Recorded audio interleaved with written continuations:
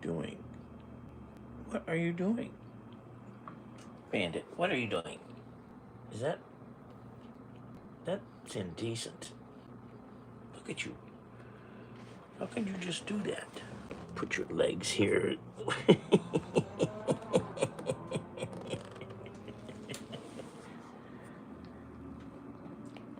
Ah! It's bright out there. Today is Bright Winterfest downtown in the Flats. The big outdoor winter music festival. Oh, it's so bright. Where's my sunglasses? Another day.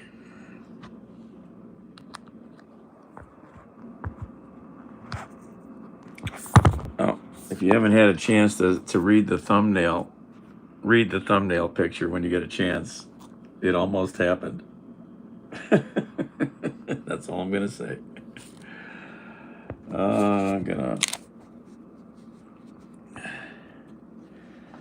make some. I think I might have oatmeal.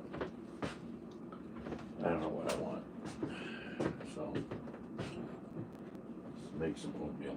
Oh, that looks dirty. What was in there? And I cleaned that. Oh, I just splashed something in my eye. What are you doing, Bandit? What's in here?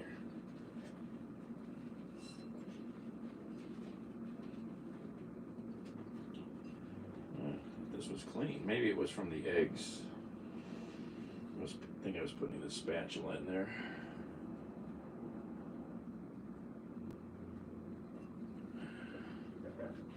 What's up, Bandit? It's Catterday, Sam. It's Catterday.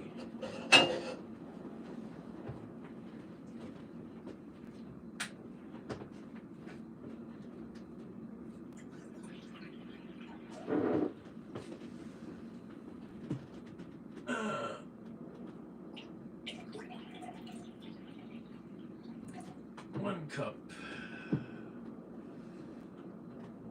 and a dollop. All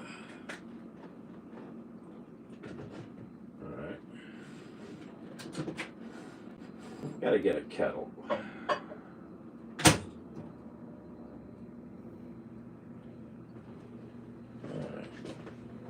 Gotta get a kettle. You like that thumbnail? It got close. Let me tell you. And I almost stuck some fingers together. Oh my God. Meows. Oh, hey, Rise. Juice. There's the supervisor.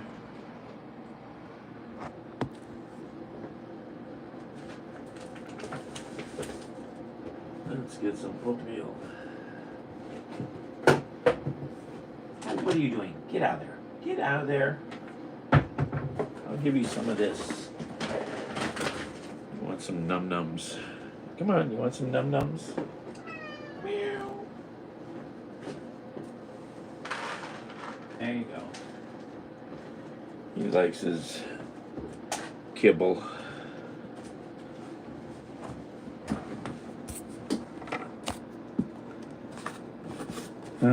Okay. What are we gonna have? Cinnamon and spice and everything nice.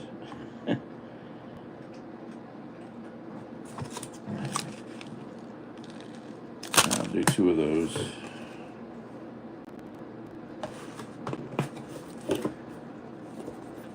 Oh. Just fixed a few things at that rental property and they passed inspection, so everybody's happy.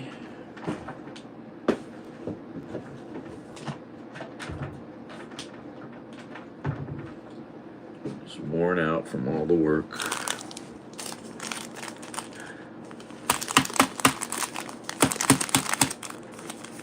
Yeah, I need a haircut and a dye job. Where is my hat? I don't know.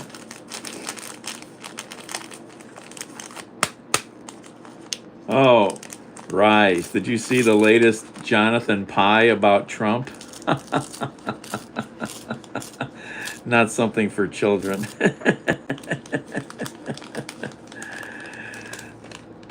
Quaker Oats. I don't think you can read that properly. It's backwards, right? Quaker Oats. Maple and brown sugar. And cinnamon and spice. Oh, there's Fredo. Hi, Fredo.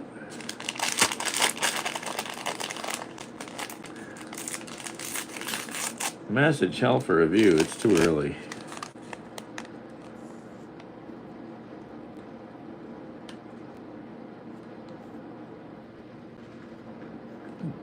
They YouTube hid your comment, Rise.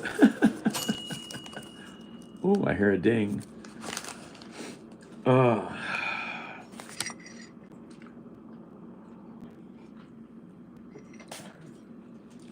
Oh, let's see. I can't. I got you plugged in, so I got to leave you over there. Battery's very low. All right, needs to be hotter. And where's my oatmeal spoon? Where's the oatmeal spoon? There we go. Oatmeal spoon. What's up, Bandit? What are you doing?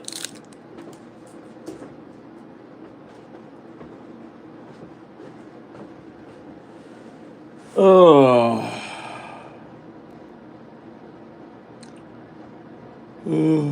Oh, the sun is so bright, man. There's no shade on this window. I need sunglasses. Where's my sunglasses?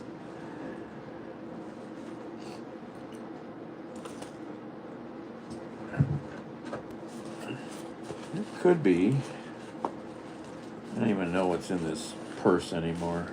Too much stuff. How do we end up with so much stuff in our purse? Where are the... It's not in here. There were some sunglasses. Some nice ones. Where'd they go? I don't know where those are at.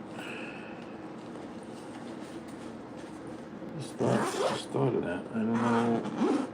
Where is that case at?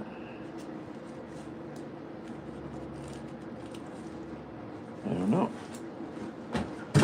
Is it somewhere findable?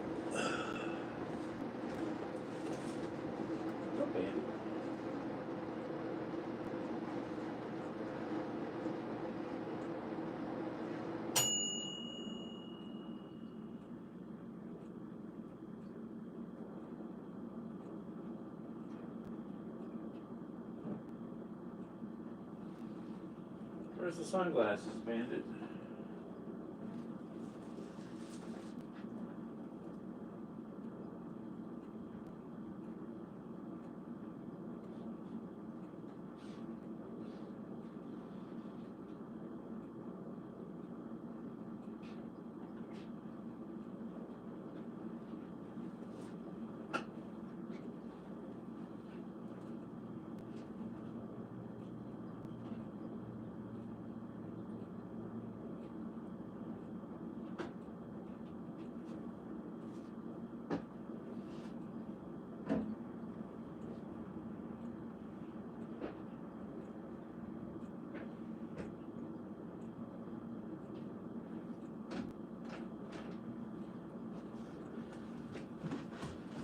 I don't know where the sunglasses are.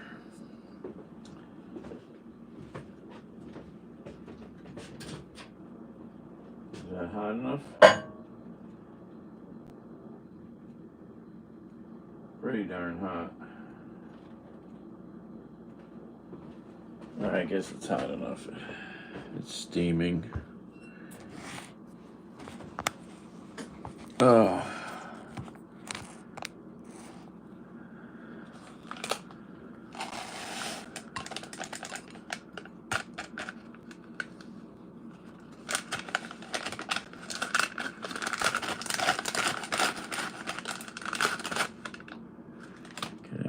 See?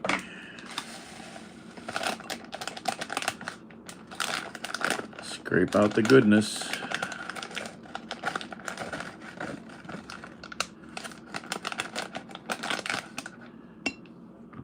Let's see.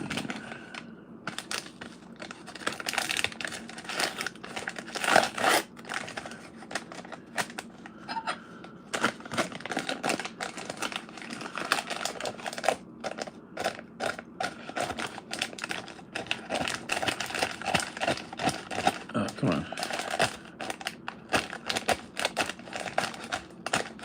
There we go. All right, stir it up.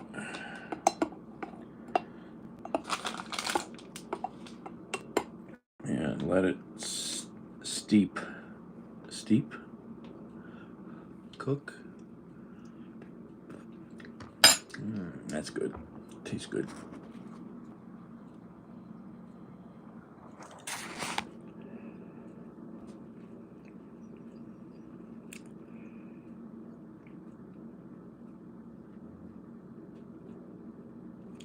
Well, I'm not going to comment.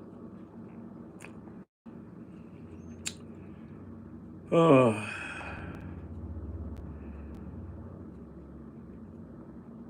Juice. Yep, it's a mess. You see, he fired all the heads of the defense agencies, and he fired the lead lawyers for all the defense agencies. Yeah, we got nobody to protect us or keep us in check.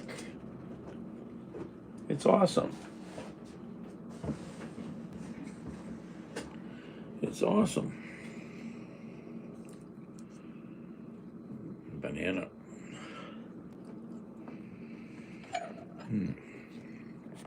Coffee.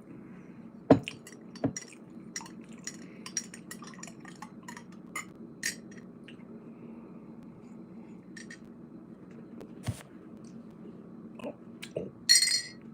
Supervisor is going to have a Saturday nap. He slept on the floor out here last night. Right down there. I've never seen him do that. What are you doing? You on the messy bed? You're going to have an afternoon nap. You're going to have an afternoon nap. Are you napped? It's nap time? Yes. What's up, Bandit? What's up?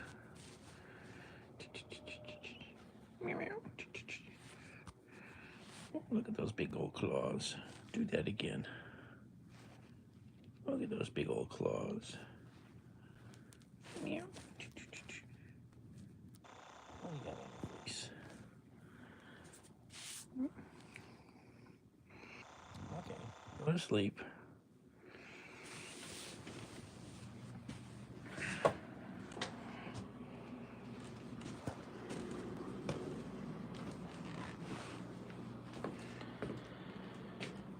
Oh, man. Oatmeal. Oh, there's Fredo. Hi, everyone. How's it going? Yeah, it's pretty sunny today. Crazy sunny bright.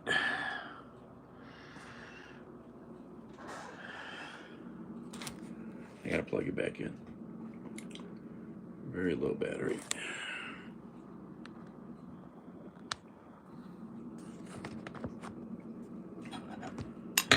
Oh.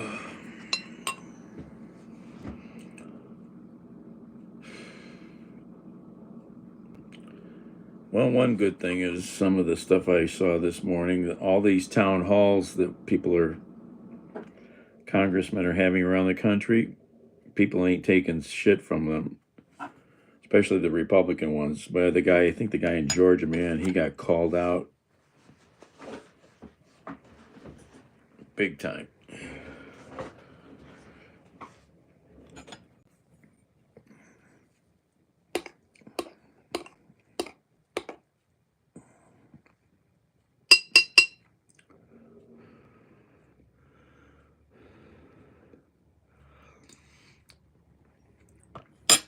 Just go look up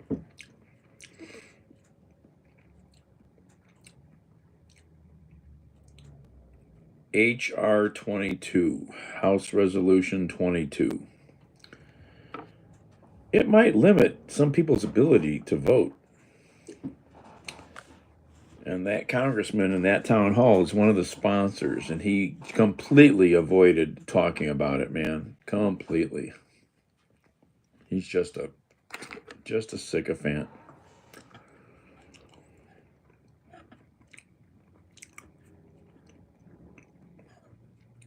Losing your glasses.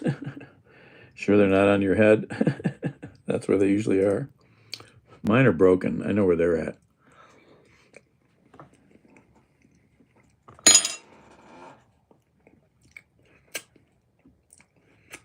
Do like my friend does, buys 5 pairs at a time. That way he's always got a spare, and he leaves a couple around so he can just pick them up and put them on. And then he hides 1 pair for when he loses the others. It's expensive, but it works for him.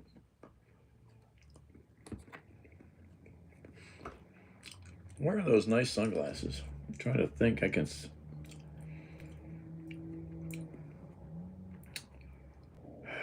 don't know where they're at.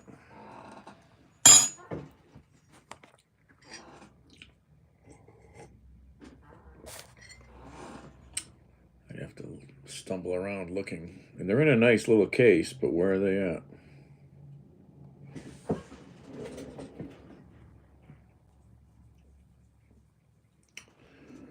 I don't know. Yeah, I can't buy readers. They won't. My eyes don't work like that. I need real stuff.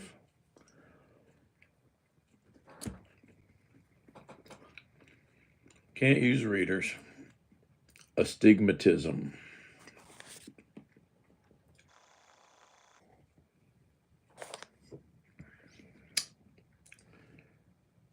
Yeah, I had super glue all over my fingers, man. When I slit the back of this open with the big sharp knife,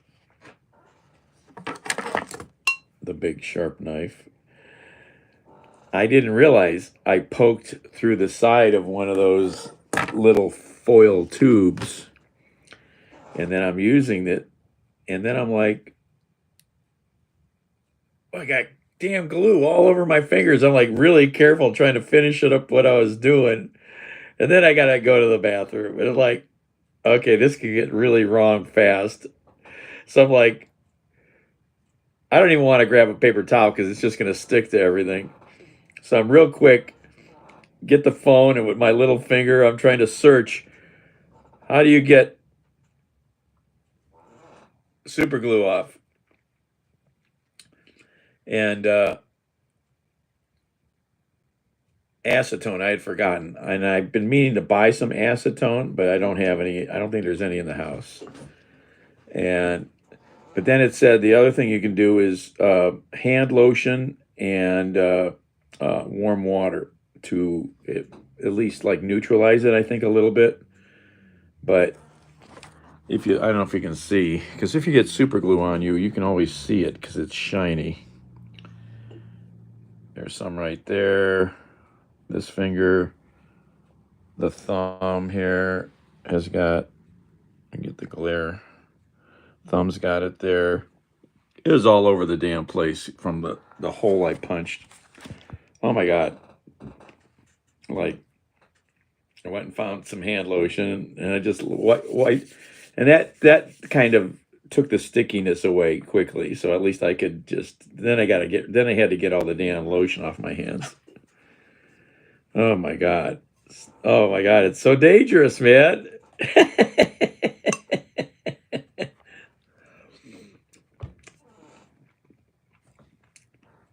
Because you want to maybe rub your eye or you just do these natural things. The next thing you know, your fingers are all stuck together and you're trying to pull them apart.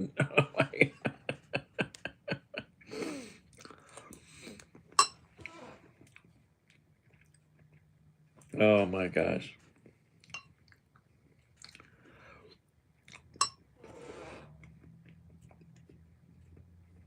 I wanted to super glue 4 old loyalty cards together that I'm using as a shim because they all keep coming apart. And I'm like, no, let me stack them up permanently and then they won't come apart and slide all over the floor.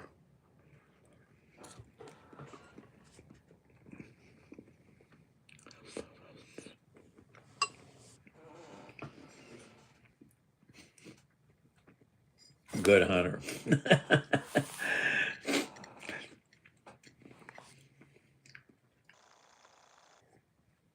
Well, the other thing that made me think of it is I don't know if you know anybody that did this when they were a little kid.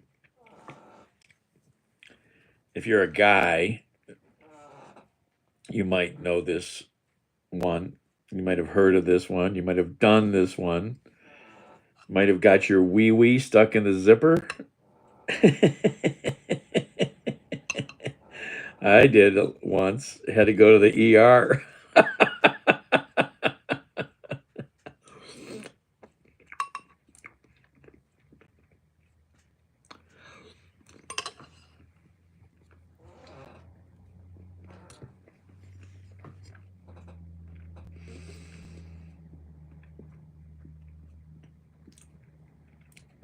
It's too painful to try now. Maybe I could hit on a nurse.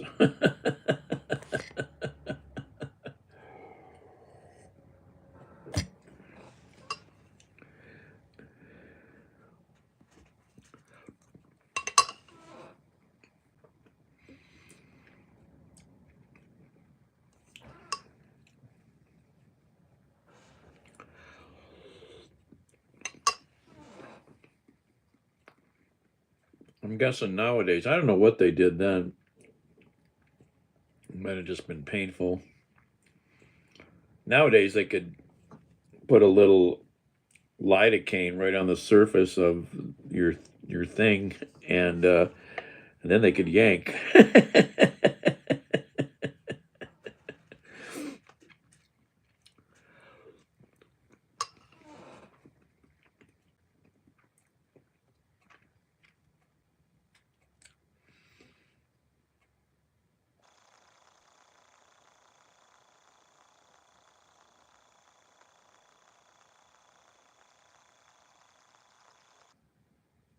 That's so bright.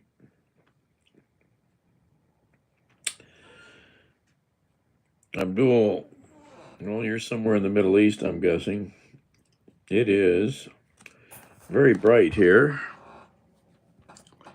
It is 2:56 p.m. Eastern Time, United States. Bright and sunny with snow on the ground.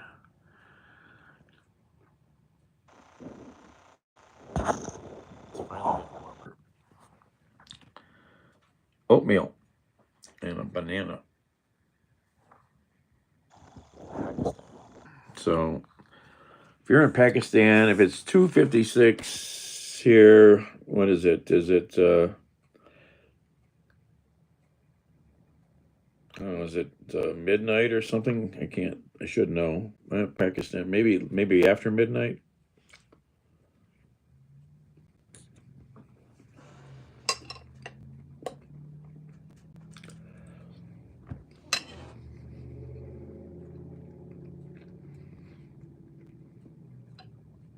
Well, that was pretty close. So half hour. You got. Oh no, sorry. Same time. 10 hours. I was right. Just after midnight.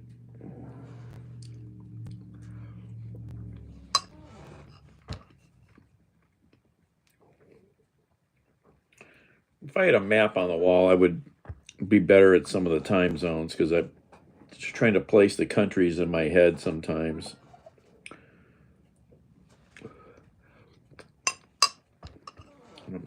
All the maps I own, I'm amazed I don't have a world map on the wall.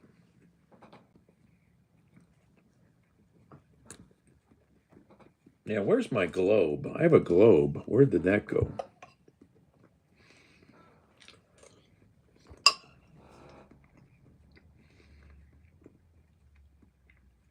I wonder if that's over at the storage place.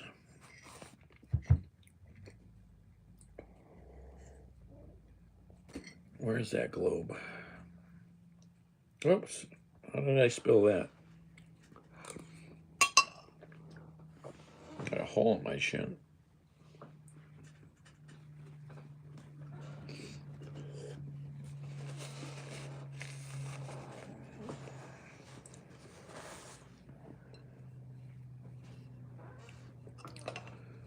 Oh.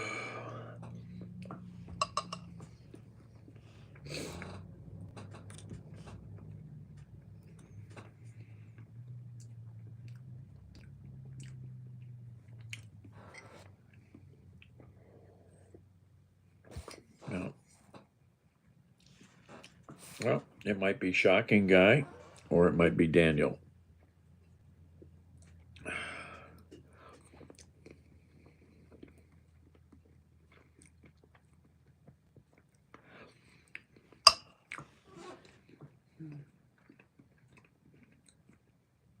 I've got to figure out how to do some stuff on the computer again. I might have to go to the Apple store because I've forgotten how to do things.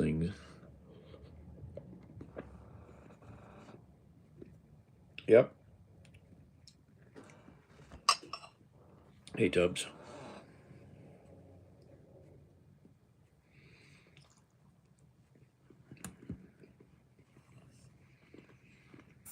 It's a crazy bright sunny day out there. It's snow blind today. I was looking for sunglasses and I can't find them. I don't know what I did with them.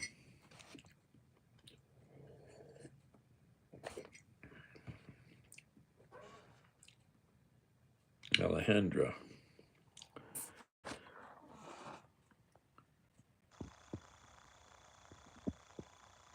So Alejandra is the female of Alejandro? I've never seen Alejandra. I've never seen that word.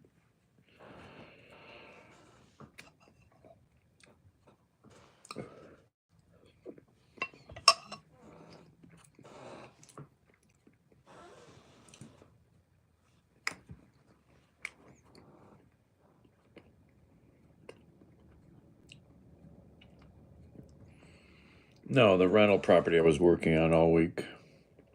It passed inspection.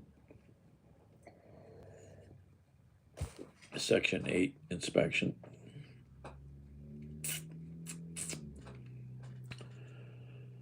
I wish I could have videoed that smoke detector installed, smoke alarm, but I didn't have any memory left in the phones. I got to get stuff out of this phone. It's full.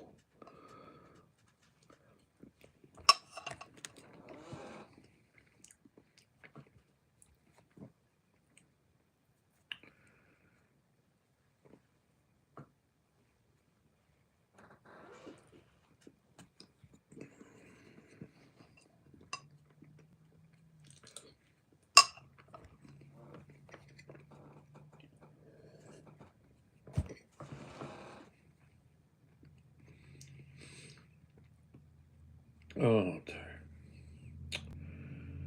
I just want to curl up with the cat. Oh, it's a bad habit of just wanting to sleep.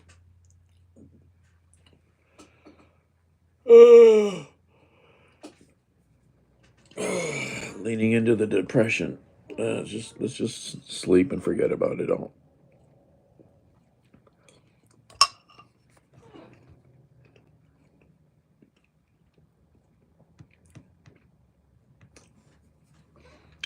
So how do these things feel? Which side is which? There's the on-off button.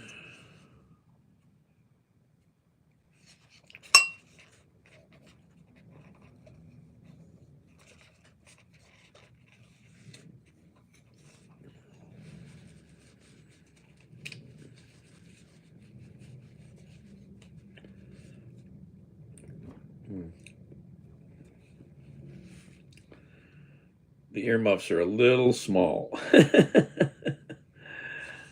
I'm not saying I have big ears, but they're a little small.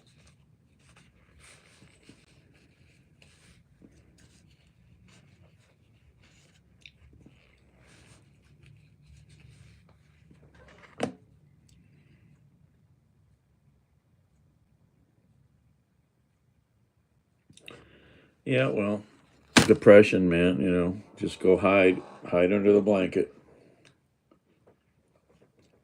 Or it could be anxiety, it could be, you know, being overwhelmed, whatever.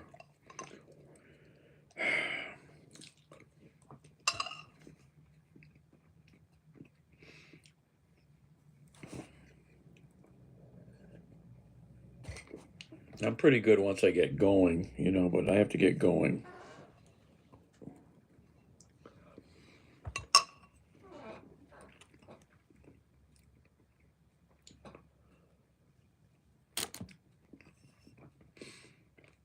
I can still remember Mr. Edwards in high school, drama teacher who was a very good friend and mentor to many of us.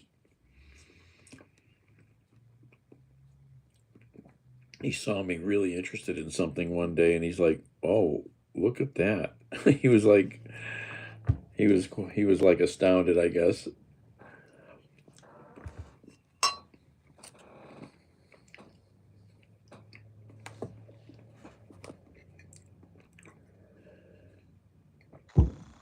One cool guy.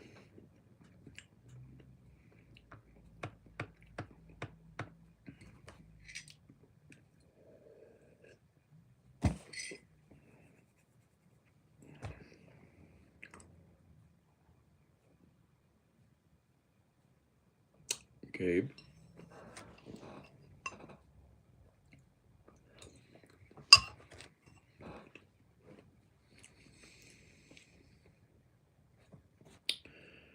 Where are those sunglasses? Now I'm gonna be thinking about that.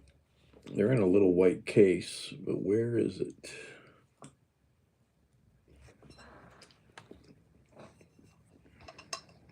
Today is the day you could really use them. It's so bright out there.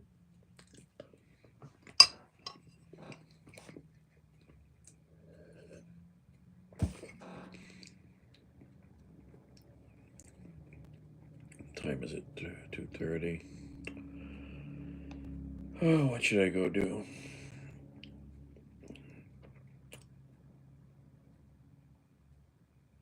I need to try to buy some coffee. I have maybe there might be one measuring cup of coffee left. And that's not much. Yeah, it's warming up here.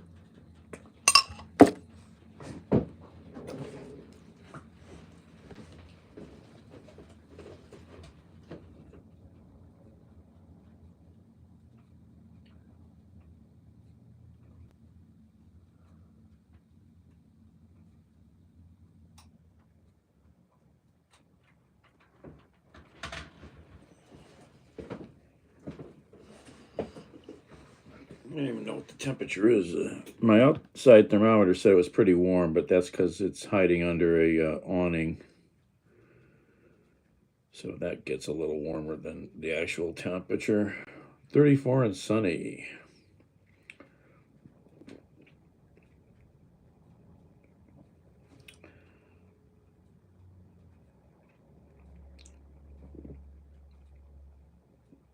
It might hit 50 on Monday. Be in the 40s this week. That means we're going to get rain and or snow maybe. Finally be over freezing on Monday, even overnight for a few days, and then it's going to get a little colder. But it's finally starting to get away from this super cold we've been in, man. This has been pretty damn cold this year.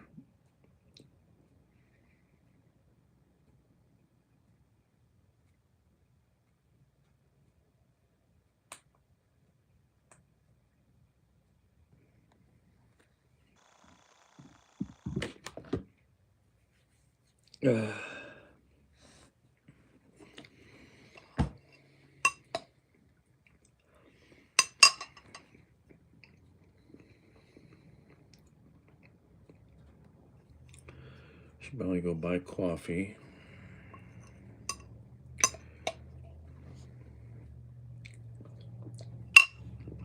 Sam's Club.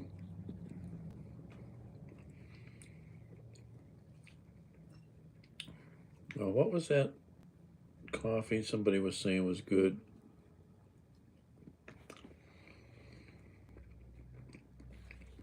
They have it at Sam's Club. Can't remember.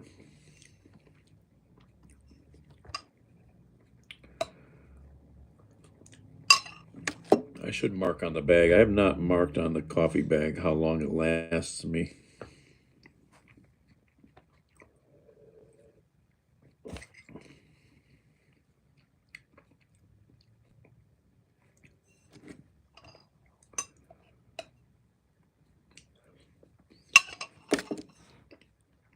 Get some potato salad.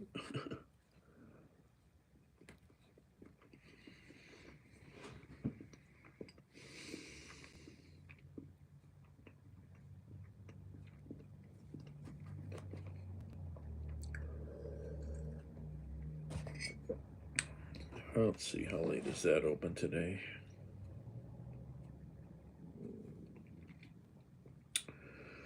Maps. Where's the map?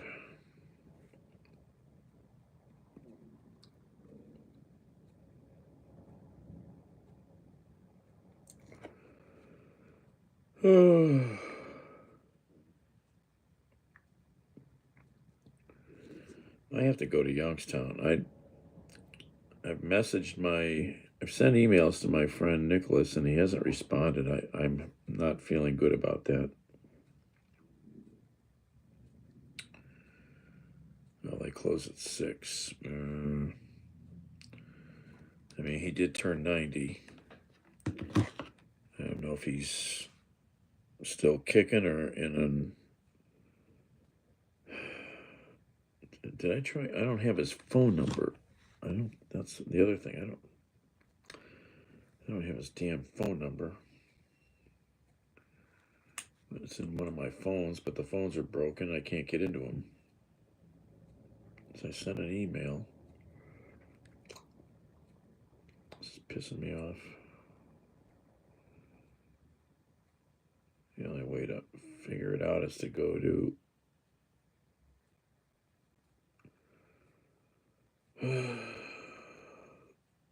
go down to Youngstown. Let's see. I wonder if I can go into my iPhone on the web and maybe find it.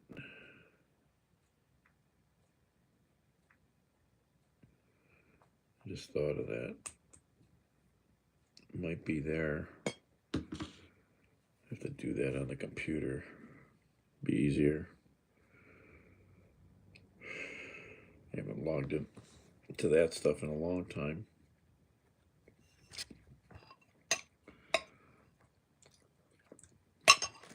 I'm not sure if I remember how.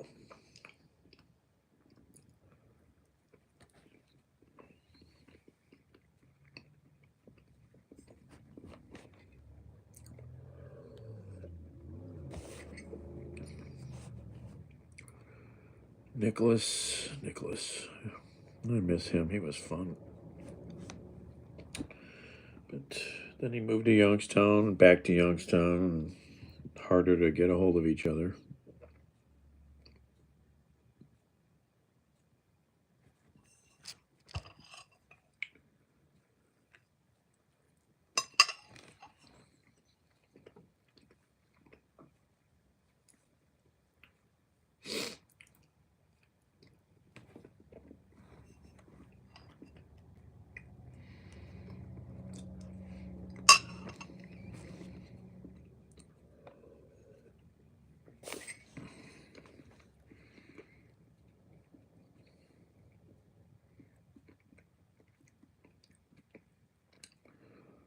Yeah, I should try to log into the backups on the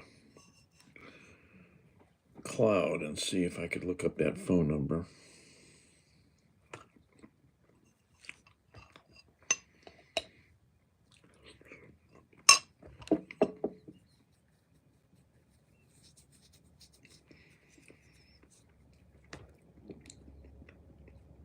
I do have a guy, the place he was living. I could maybe get a hold of that guy.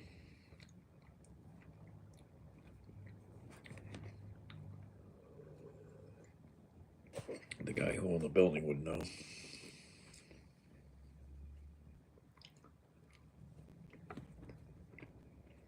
David. Yeah, eventually.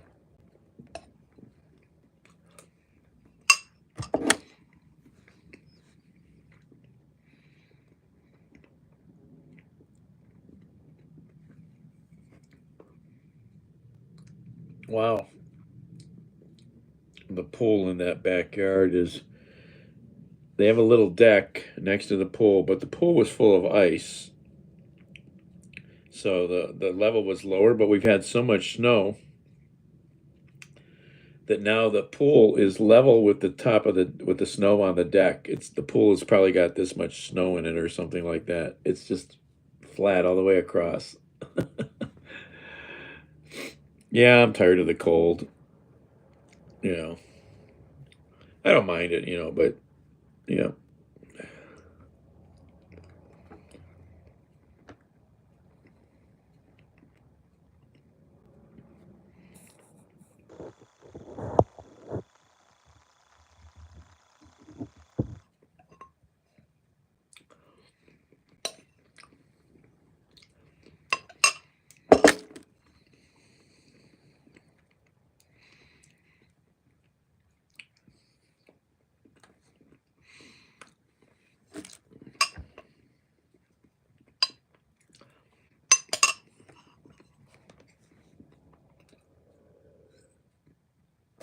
Oh.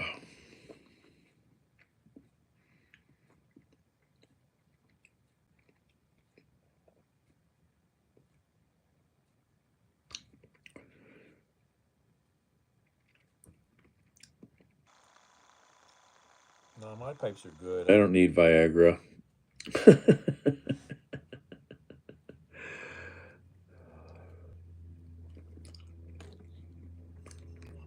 um, at this house, yes. And I have 2 broken pipes because of it that I still need to fix. And I have to open a ceiling up to fix the one. At my friend's building, yeah, I try to be sick. And my friend's building, was it 2 years ago? We had that really cold blast of air. He had 8 pipes freeze and break.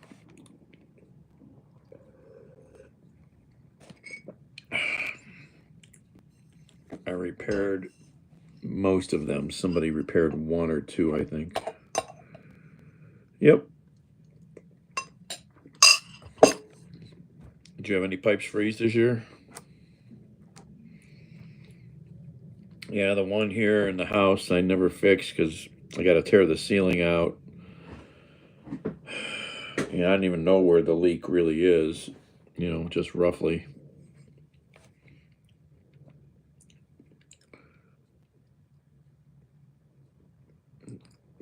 So yeah, I've got 2, and then there's another one that split apart. It was a bad solder joint that blew apart. I don't think about Kanye. He's a piece of trash, in my opinion, anyhow. And he'll probably go to prison, and that'll be fine.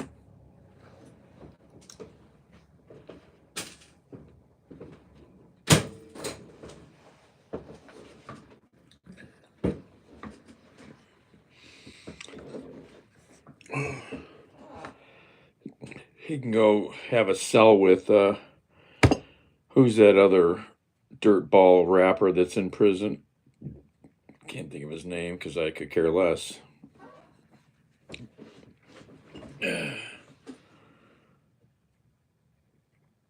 Home Depot sells gloves.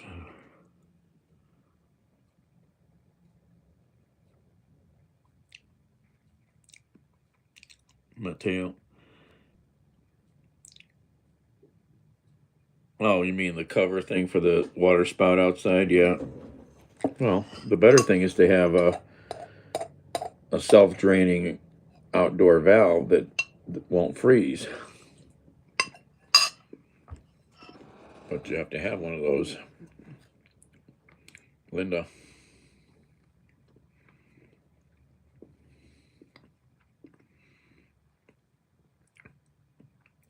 What's going on, Linda? Oh, West, Kanye. I'm like, West? West what?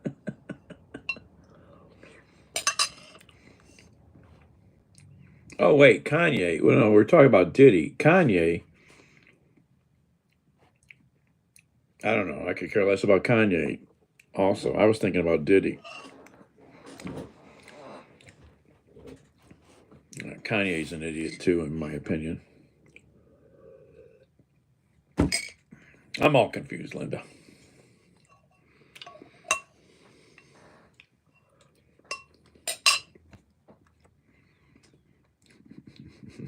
No, I'm just staying in the house, that's all. And I gotta get some stuff done this weekend.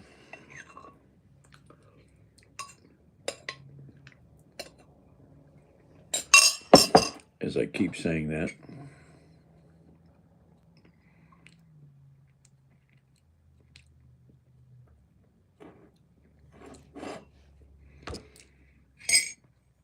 We've always had potholes, David.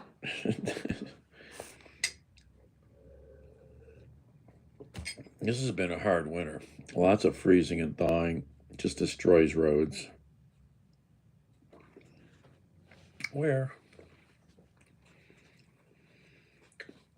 But yeah, I'm not impressed with him.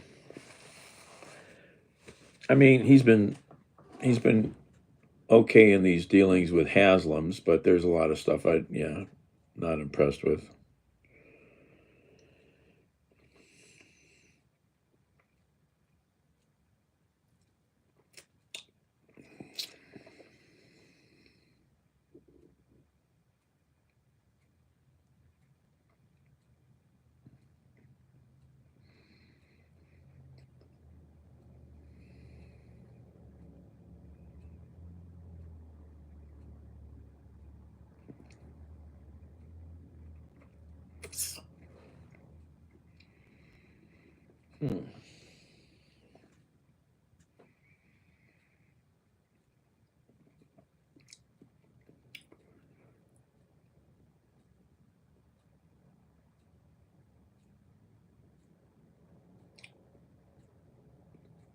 Anyway.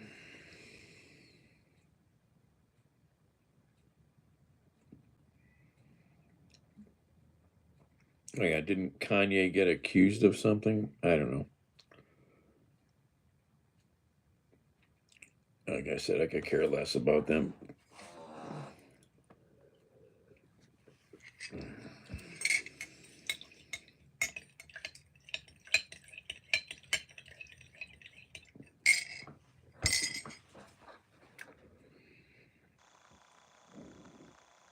Oh, Huck is live. Huck is live. Where are they at?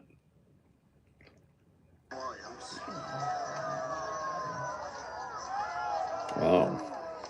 They have the stage over there. Let me see if I can zoom in. There's Micah and Jamie Bestwick are the announcers.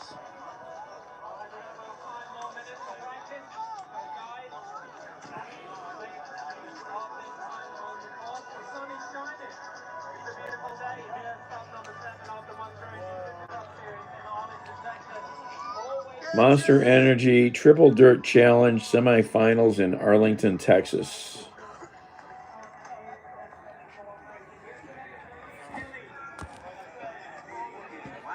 What are you talking about? I'm right here. Enough of that nonsense. This is awesome. There's so many people here watching these kids. This is live from Arlington, Texas. Yes, indeed. The semi-final rookie is in the house. Probably one of the youngest riders in the field. My goodness. Watch out for Jake Russell amongst many others. It is, like I said, stop number 3 of the BMX Triple Challenge. You can see all the highlights. I'll get closer to the announcers. That way you guys will be able to hear who's up. The grand finale over on our BMX and over on the Monster Energy YouTube page. So don't forget to check them out. Pretty big event. And also stop by the Monster Energy booth. Look at all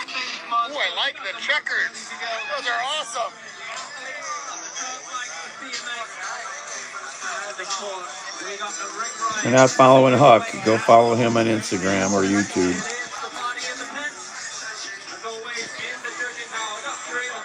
He's our local kiddo, making it big in the BMX world.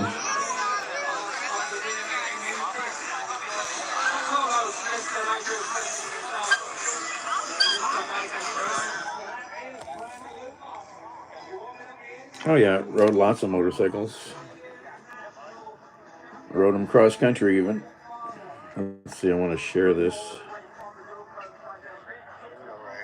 here.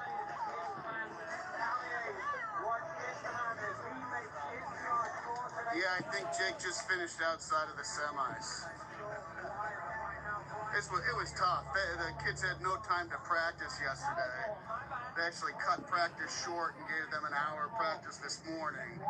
And they redid all the lips on the ramps because a lot of them were having troubles with the second. Give Huck a follow. He's our local Cleveland BMX standout.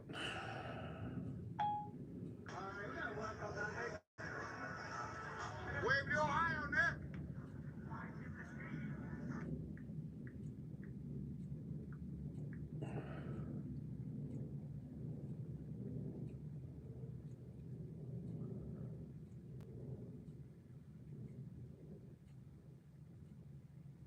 Let me hang that up. Death traps. Yeah, getting out of bed is a death trap. You slip on your shoe and fall over, crack your head on the dresser, you know.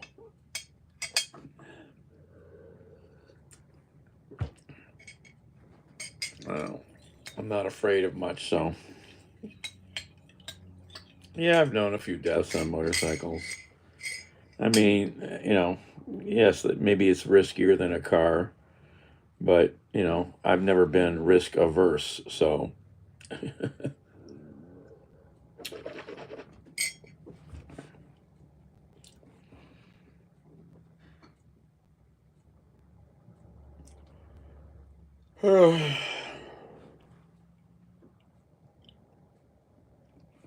Well, yeah, you got to be paying attention. Same in your car.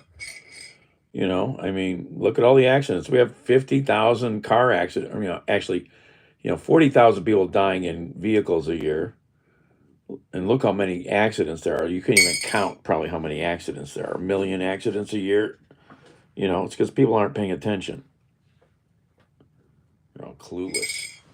They get in their car and they just aim it around like a damn Dodgem vehicle at the carnival.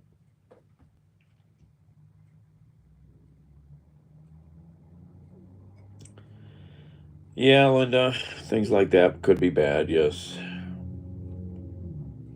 My heritage, let's see, juvenile hall, 3 magistrate judges, good lawyers,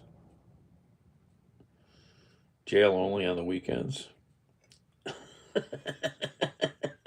I might use that.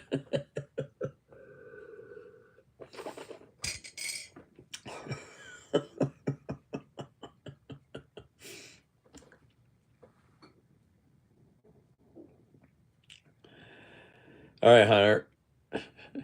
No, Irish, Polish.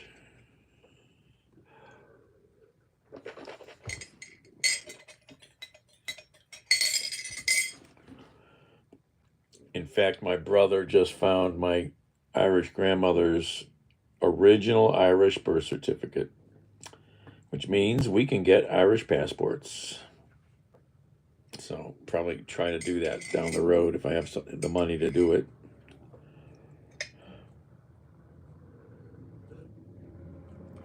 Because in the future, if you travel, you might not want to travel as an American, because we're going to be the ugly human beings on the rest of the planet.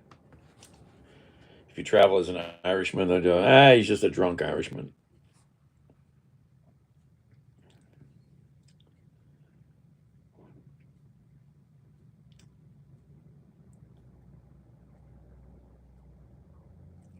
Monday through Friday, no weekends. What was that, Linda? I don't know.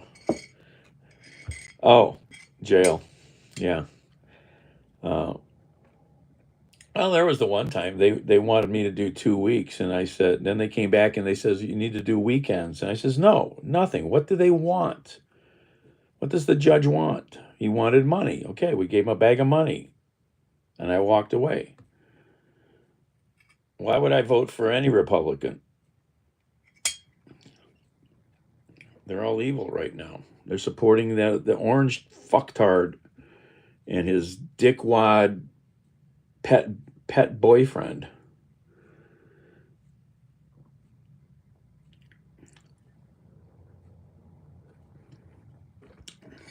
Well, some countries, if you have proof of you have to have like the original grandmother's document, you can get like an Irish passport, but you got to have the original birth certificate.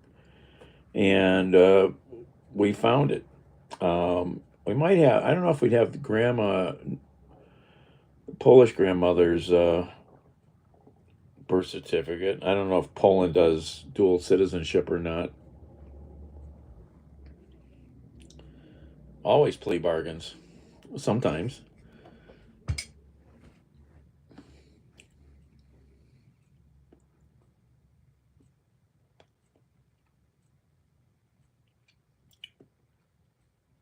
Well, why would you vote for Trump? Why would you vote for a Republican, vilified? That's not logical. Which group of people do you specifically kick down on so we can know what you're about?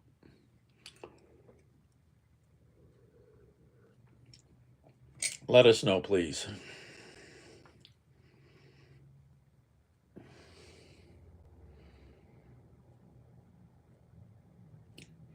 Well, I never did, like I said, I never did any jail more than weekends, so. Good lawyers. Canada's too cold. Yeah, move to Costa Rica. Move to Vietnam or Thailand. They're cheap to live in. One of you people has told me recently they're going to move to Kenya in 2 years. He goes, I can rent an apartment there for $100 a month. Now he'll fit in there. And I says, are you learning Swahili? He goes, yeah, but English is also a first language in Kenya, so but it'll be a big culture change to move to Nairobi, that's for sure.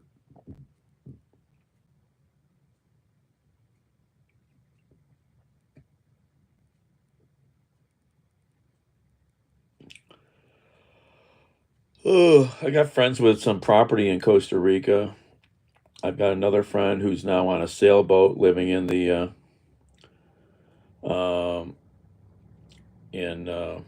Gulf of Mexico. He's out of the country for at least 2 years, he says. He fell in love with sailing and went and bought a 42-foot boat. And him and his dog are living large down there right now.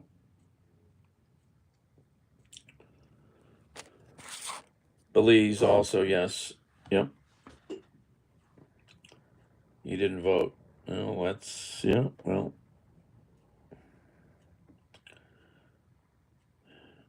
No, the Gulf of Mexico. The Gulf of America, sorry. Wait a minute. The Gulf of California, what did I say? Slap me, what did I say? The Gulf of California, down off Baja.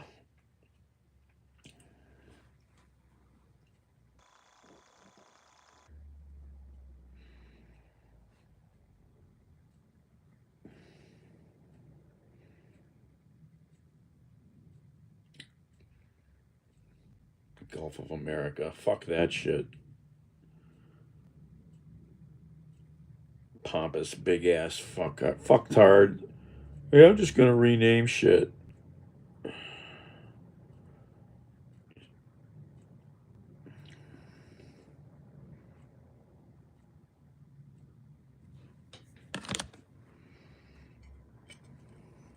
Why would you do that, vilified?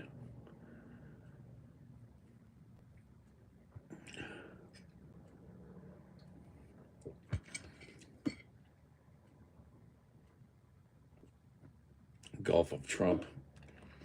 Oh, I got a good picture on this phone of why do we have low battery? Oh, you're not plugged in. I did not plug you in. Now your battery's dead because you don't last long. I mean,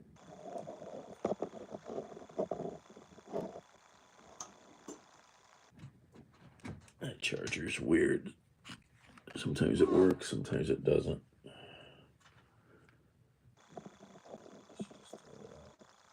It's not working. Why isn't it working?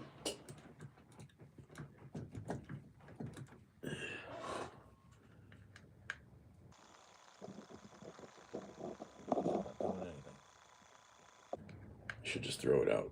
Let's take a hammer to it. It's not working.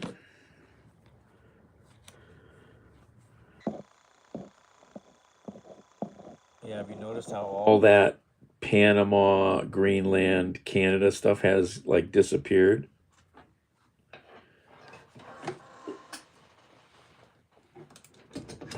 Typical Trump, just throwing all kinds of stuff out there to confuse people. I think this charger's dead. You know, he'll throw 14 things up and it's not charging. Oh, maybe it's this cable. You know, this cable's bad. I think that's the problem. I need some cables.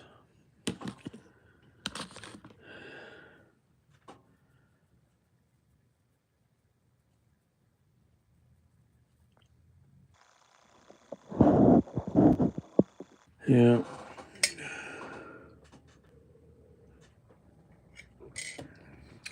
Well, at this point, vilified, you vote to keep them out of power.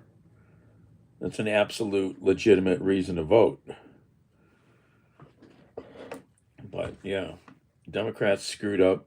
You know, they weren't mean enough. They weren't strong enough. People didn't show up, which is a typical problem for voting in general sometimes.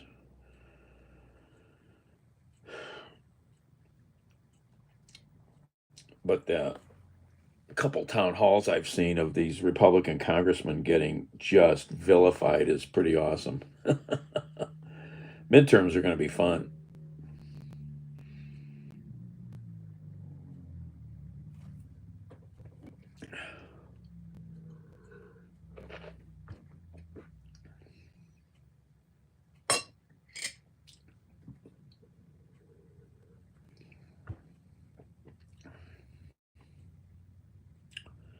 I was with somebody the other day who they did not understand why their belief is that this is a Christian nation and we should teach religion in all schools. I'm like, what? And then what else? Oh my God, he said the things this guy was saying were just blowing my mind. But he definitely doesn't know a lot about some of these subjects, but he was like blowing my mind. I was like, wow.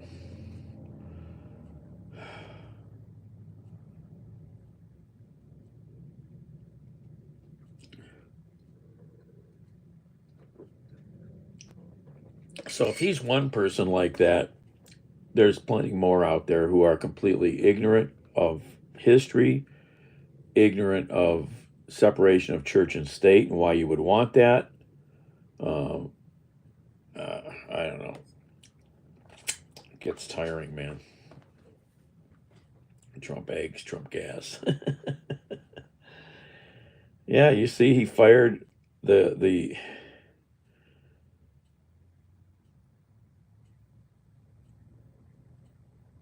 Pope. Yeah, Pope is in bad shape. He's probably not going to make it. He's got pneumonia and a bunch of other infection problems, I think, going on. He's in critical condition. Not that I care, but I need to find Jesus. Why? I have Fredo and Bandit. They have pretty good morals.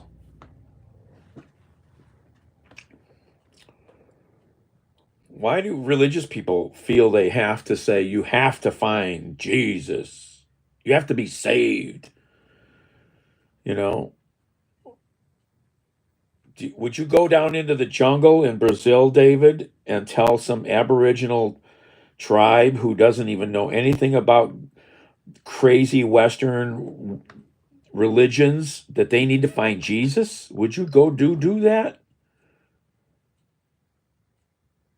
That's the height of hypocrisy, thinking you know more than them.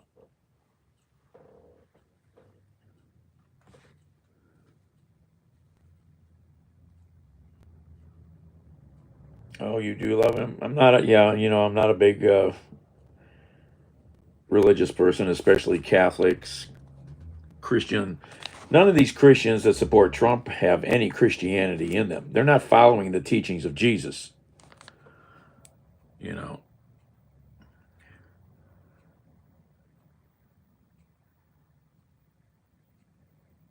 I agree. Logic. Francis is a better guy than some of the other popes. He's tried to heal some wounds and stuff, but you know, there's no way I'll ever get involved with religion again, ever. You know, I think it's all madness. No, I don't, David. And so enough of that. All right. Or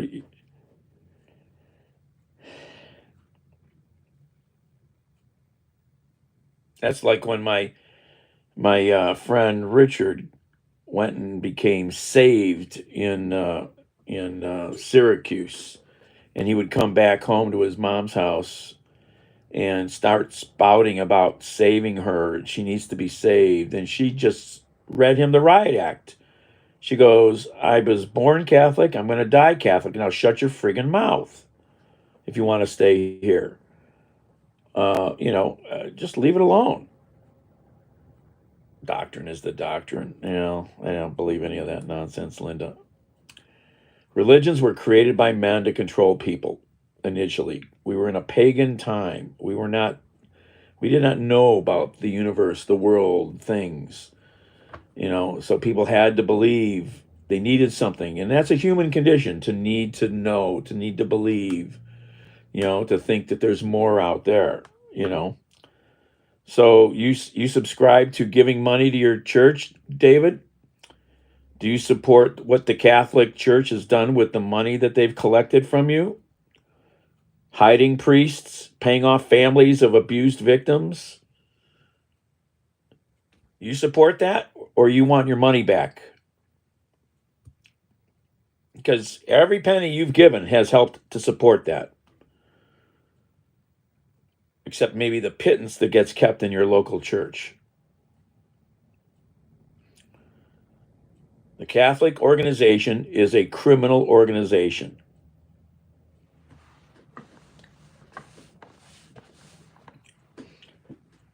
And it's not just our country, it's happened in all the countries.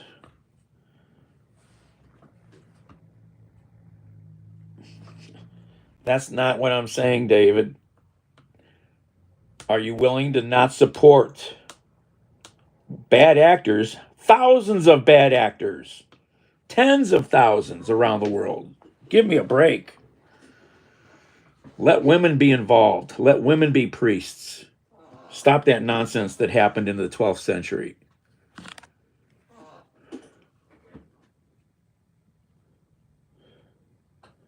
What am I doing here? What's this phone doing?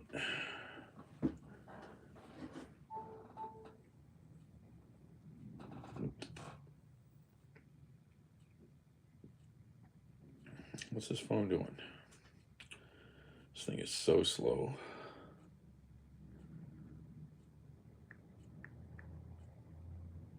Why is this thing on Wi-Fi?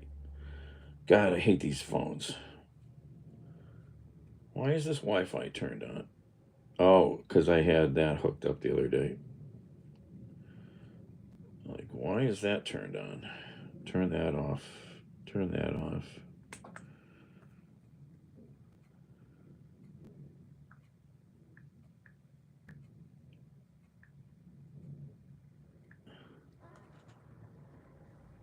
Let's see.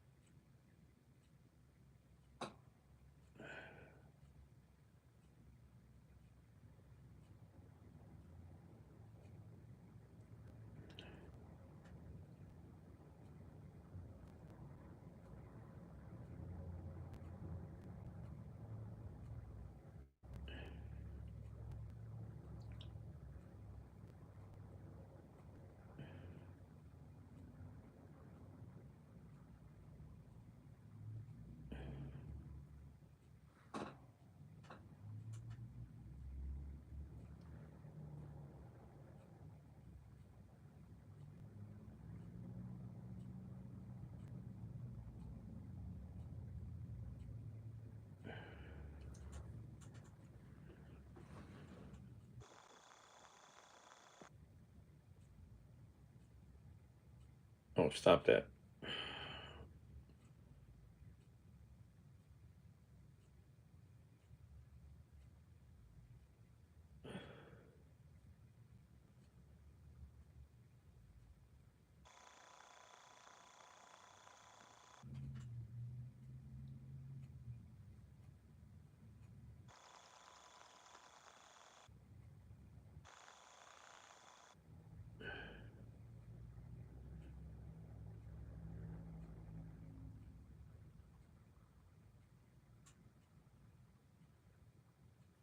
Yeah. All this religious stuff is just so much, You can go nuts. Or you can spend your life reading this stuff. Do you need to? Why? Why?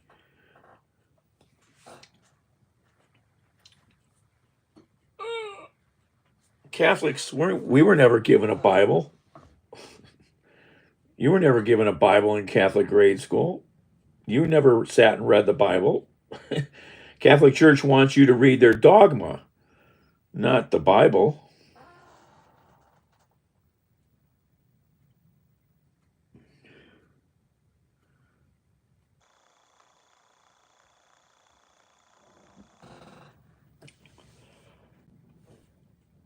I'm done with it, David. So stop or you'll get blocked.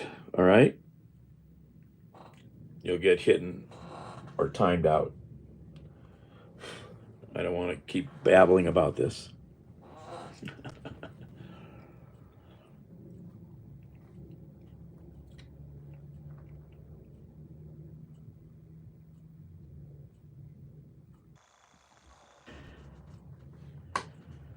Yeah, even when I left Catholic school at seventh grade and would go to Sunday school, the Catholicism classes, you never had a Bible. They never gave you a Bible. We never studied the Bible ever. You know, it's ridiculous.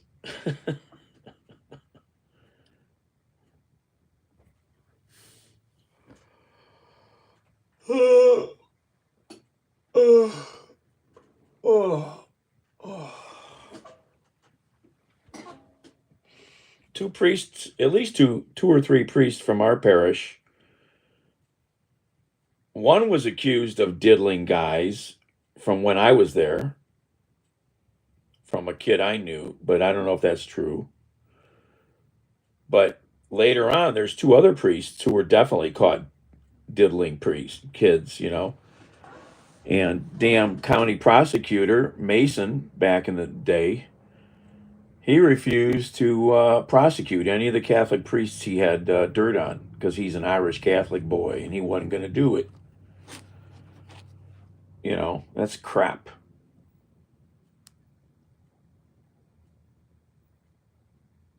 It's crap. A vicar? Uh, yeah, I mean, and look at and this is the other thing that the Catholic Church, does. They threaten people. They threaten people.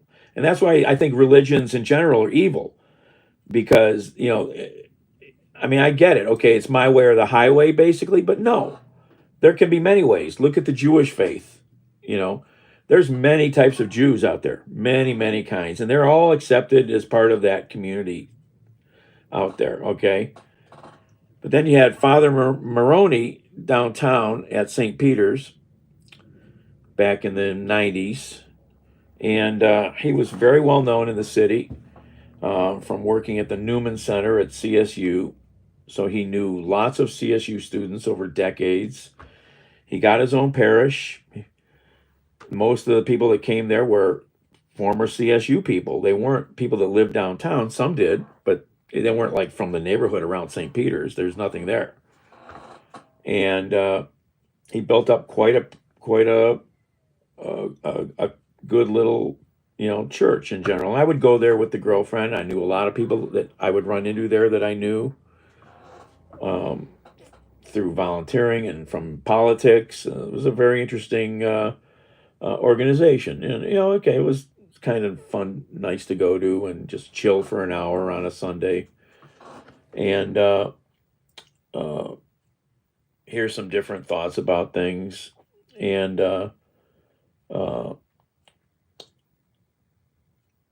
and then the Catholic Church decided to close a whole bunch of parishes because, well, they can't afford them all, right?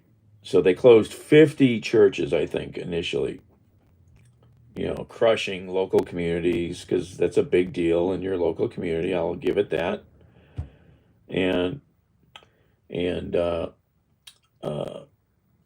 they church could support itself on its own funds. It made enough money to support itself, but the diocese would not let it, especially with Father Moroni, because he supported the LGBTQ community. And again, this is the hypocrisy of religion. Oh, we're all about God, but not about you people. We can't have you people here. So that's bullshit. Okay? If Christ was here, if Jesus Christ was here, he would tell a lot of these people to go fuck off. And he would definitely slap all these damn TV preachers, Joel Osteen, Morris Cirillo, Kenneth Copeland, Paula White. Look at that freak hanging out with Trump. They're all grifters, all of them. And I'm not saying that some local churches don't do good work in their community, but supporting the bigger organizations is evil. So what did the diocese do? They closed the church. Father Moroni opened a storefront down on Euclid Avenue. A lot of people went down there. Catholic Church, in their loving kindness, sent out letters to everybody. Here you go, Mr. Parishioner. You are evil for going down there with Father Bob. You are evil. You are risking your soul's damnation for following this man. We will excommunicate you. They threatened every parishioner that followed Father Moroni. It's fucking nonsense. Nonsense. Because they didn't like him. So they drummed him out of the business, basically. And then they reopened the church with a new priest. They did get that church reopened. But, Father Moroni took the hit. It's bullshit.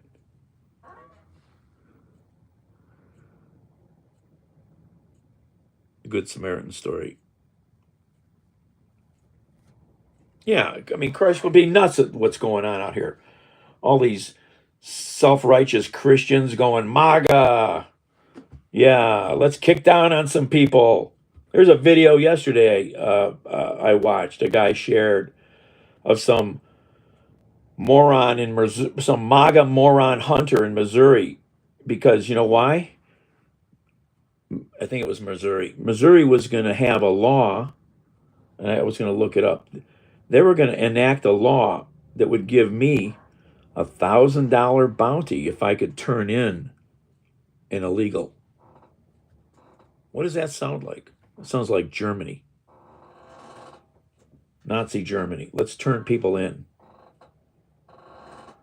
What the fuck? Christ would bitch slap that guy.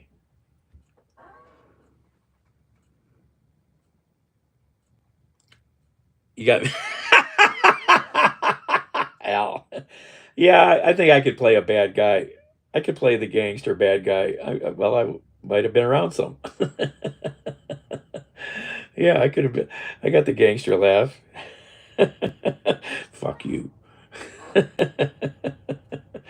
I don't have the good poker face like my friend. I've got a couple friends who've got good poker faces. I don't have that. But if I had that, I could be gold.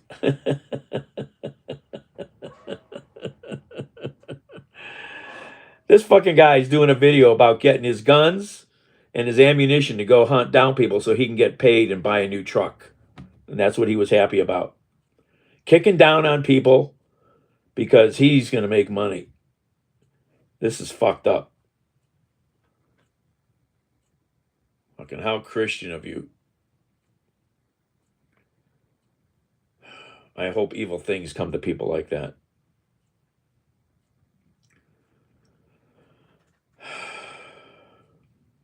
It's madness. You know, and this is exactly what Trump and company want. They want to divide the country. They want to, you know, foment anger and hatred. And they're doing a really good job at it because they've got the best propaganda machine money can buy. You got Goebbels, aka Stephen Miller. You got Bandon. You got some really fine Nazis there. You know, they read all of Goebbels' works, man.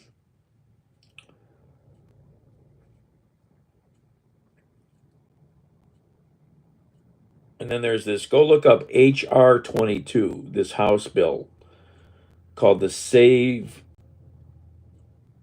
I just looked it up. The Save Voter Act or something. Where is it here?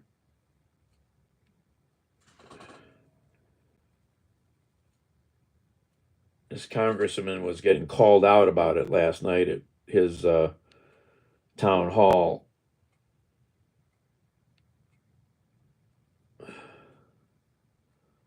Come on, phone. Function. Ugh, this phone. Here it is. HR 22. Stop the Save Act.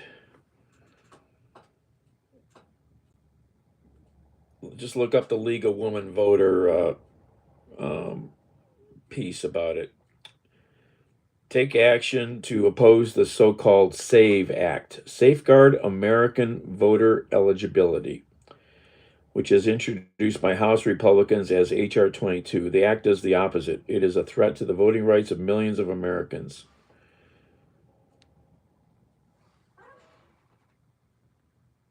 Hello, Mecky. Hello.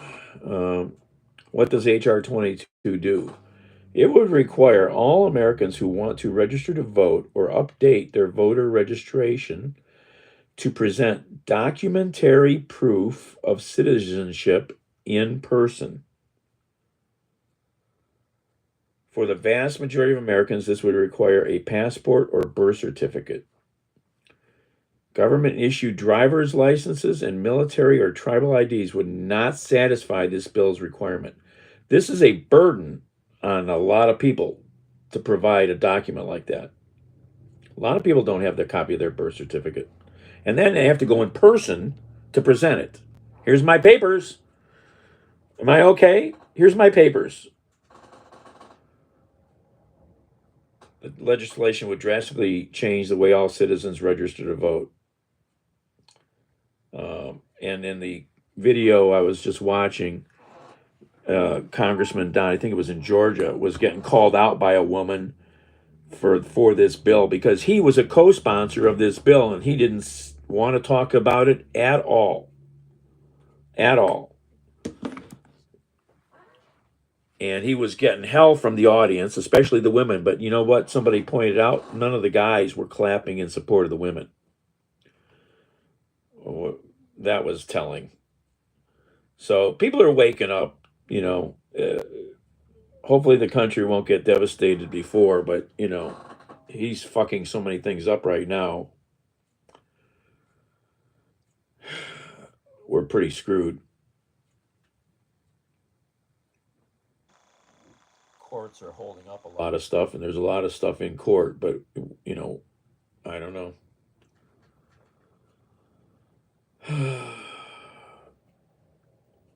David, I need some water or something. I can unplug you for a little bit here. Where's that wireless charging that Tesla promised us? Just don't want that wireless charging that Tesla promised us. Oh, that's right. The government took it and hid it. They buried it. We can't have free stuff like that.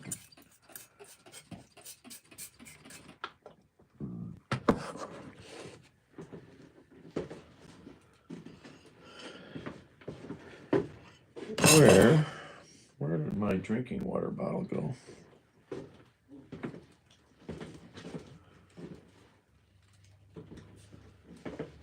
Where?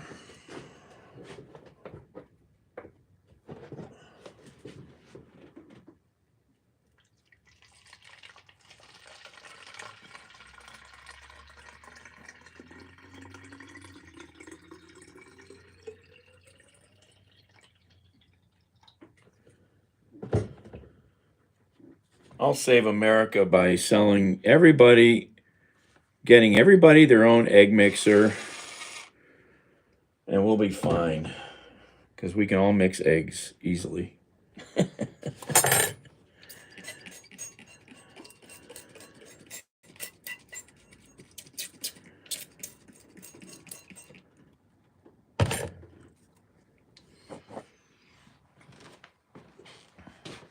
Where's the free eggs? Oh, no, those are extra. We'll give you the mixer, but we won't give you the eggs. That's the same model as the printers. We'll give you the printer for free, but you got to buy the ink.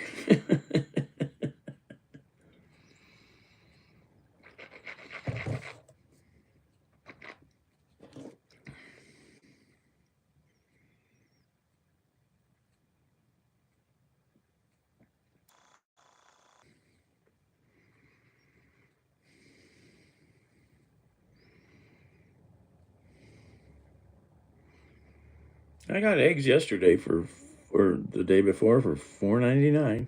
That's right, you knew. I talked about that, I think. Live video ended.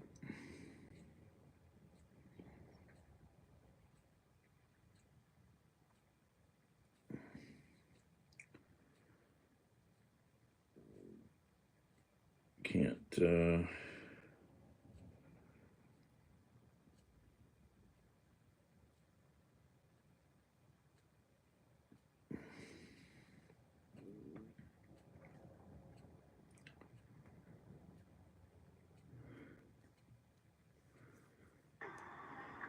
out here all day giving away free gas, $25 worth of gas, and some fresh produce.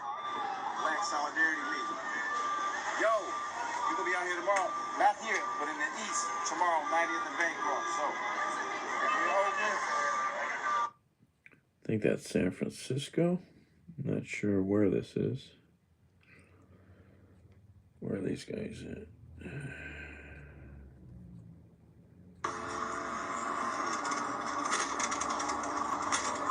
Get it, Griff. Get it, Griff. Pit.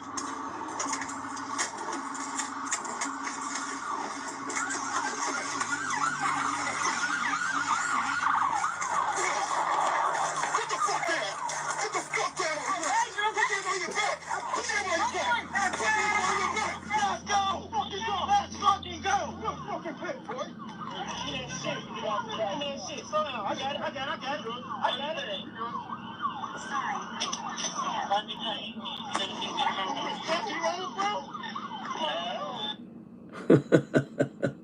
Oh, they took that person down excellently. Is that still charging? Yep. Amazon has a good recycling plant. Okay. Yeah, there was a car chase somewhere. They were on the highway. They pitted the car. They surrounded it. They dragged the person tried to run. They grabbed him. I think it was a woman because I think I saw a bra. That's all I saw was a white bra.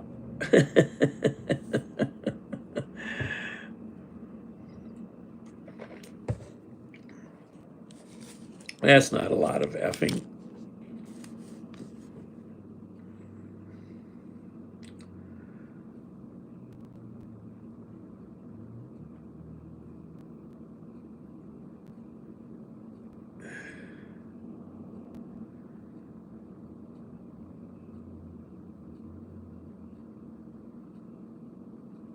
Three companies in the United States who directly support the Heritage Foundation, which is the creator of Project 2025. Any companies listed outside of these three are not based in evidence that I've seen.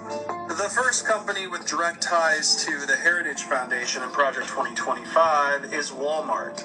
The Walton Family Foundation contributed to the Heritage Foundation for over 20 years. The second company is Exxon. Exxon has been contributing to the Heritage Foundation since 1998, totaling $780,000. The third company is probably the worst company you could give your money to, which is Molson Coors. The Coors family has been deeply involved in the Heritage Foundation. In fact, Joseph Coors, who served as the president of Coors Brewing, is the co-founder of the Heritage Foundation. Even today, the family foundation out of Coors Foundation continues to give to Heritage Foundation. Yeah, it was sad to learn that my favorite beer is now being made by Coors. My Milwaukee's Best Ice. Fuckers. Yeah, Coors has been the Coors brothers are a couple of real fucktard, dickwad, right-wing assholes.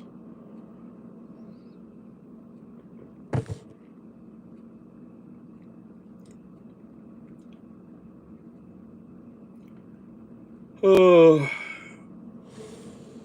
well, yeah. Lawlessness is a. Well, I bought a couple the other day, but that was before I remembered I shouldn't have bought it. So I should probably not find something else.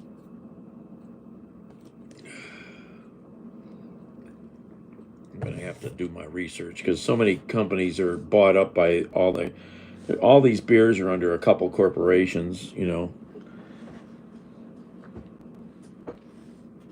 Great Lakes Brewing needs to sell a cheap tall boy can of something. That's what they need.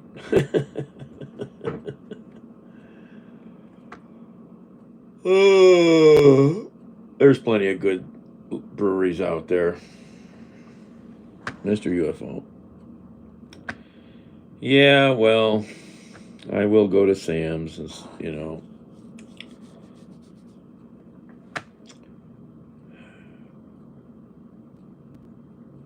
I have been trying to get into Aldi's more. I just found out something I never knew. So, Linda, you probably know what Mark's is, the local discount store around here, drugstore, discount store. Created by Mark Glassman. I did not know that he created a restaurant group called I think it's the Greater Cleveland Restaurant Management or something like that. And he created it to initially to save a local restaurant from closing. And there was just a really good article in about this. He saved another local restaurant in Parma, uh, uh, which I don't know that I've ever eaten at, over by Parma Town Mall. Victoria's. Let's see, can I find that?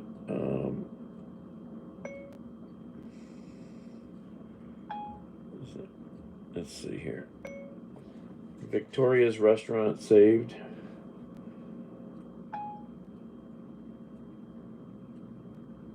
Let's see if that works. I don't know.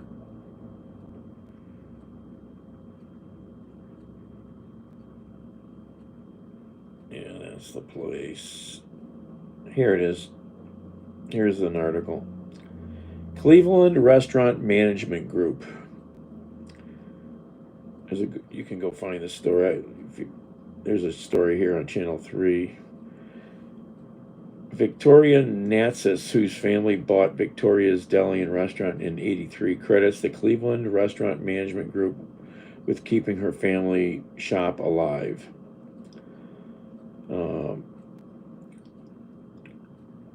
The Cleveland Restaurant Management, co-owned by Mark's Grocery CEO Mark Glassman, has purchased local restaurants like Jack's Deli on the east side, which I've never been a fan of. It's more of a Jewish type deli, and I've gotten in there a few times, but I never thought it was anything special.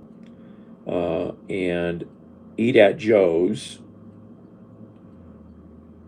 with the goal of preserving cultural staples in the community. Victoria Nassus, whose family bought the restaurant. Now we get to keep the restaurant going.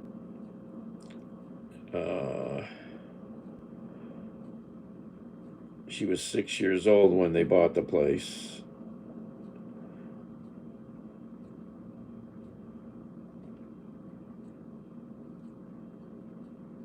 So, yeah, very cool stuff. Yeah, Day Drive, yeah. I mean, I'm famous for eating at every damn place out there, but I can't think if I've ever stopped in there. Maybe once. I've eaten at Luna's over on York Road a lot.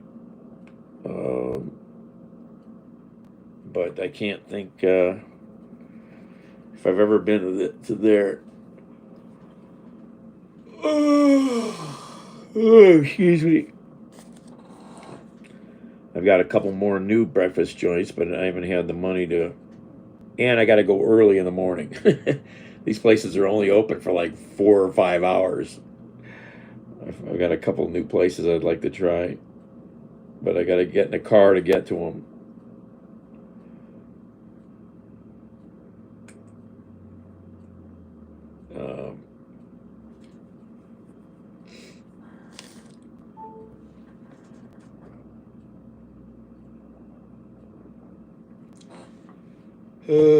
Yeah, I'm not an early bird. Yeah, I found another little dive breakfast joint on the east side the other day. I was picking up some food next door for a friend, and I'm like, what is this place? I go over and look at the hours. They're open from noon to 8. I mean, 8 to noon. It's like, wow. They must do a lot of business if they can only be open 4 hours. I mean, I used to go to Luna's a lot. Let me look on the map here. I can't think.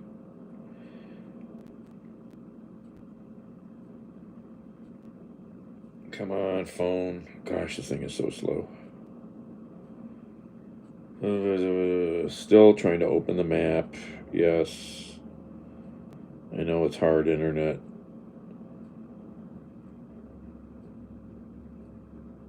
There, it finally let me move the map around. Come on, I just want to push it.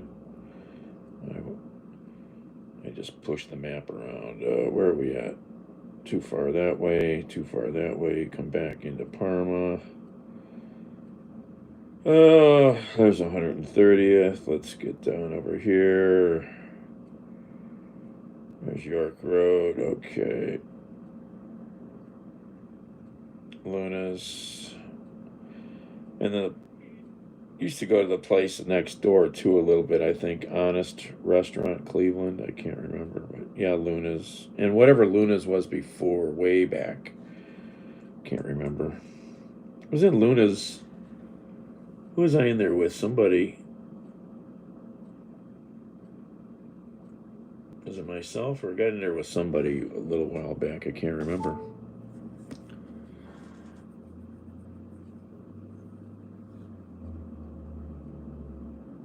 Three B's open 5 a.m. to 2. Yeah, that's more of a normal breakfast, but only open from 8 to noon is crazy. And both these places, these new places, are only open like 5 days a week.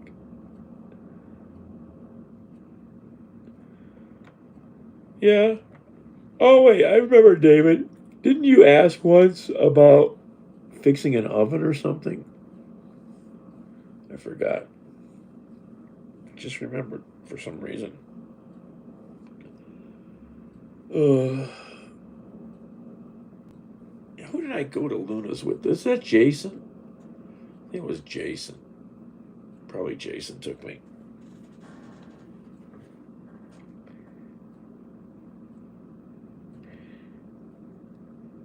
Oh, you got to fix it. Okay. I mean, if you need to really get a hold of me, anybody, you got to get a hold of, you got to remind me because I'll forget about things. You got to click the link in the bio, send me an email, hit the contact button. Was the igniter? Yeah, typical.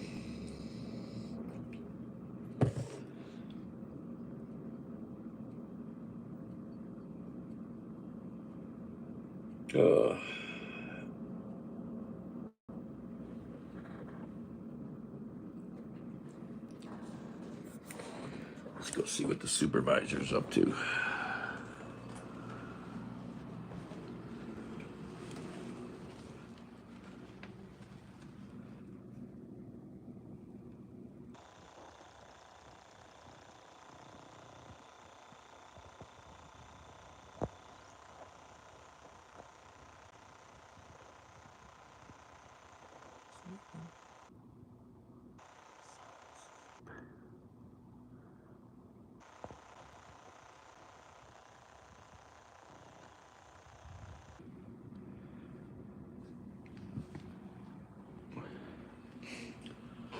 All right, what am I doing?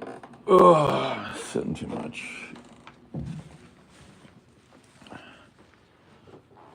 It's the only thing another thing I'll really miss about not being able to go downstairs. You can walk farther. It's bigger. You can stretch your legs more.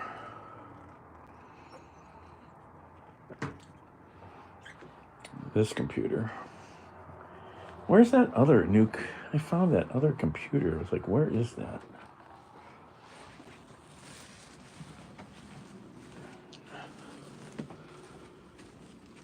I found this other laptop the other day. I'm like, I don't remember anything about it.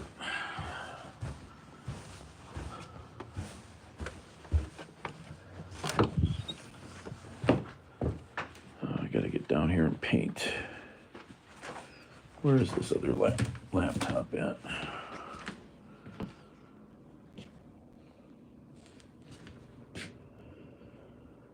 Where did I put it?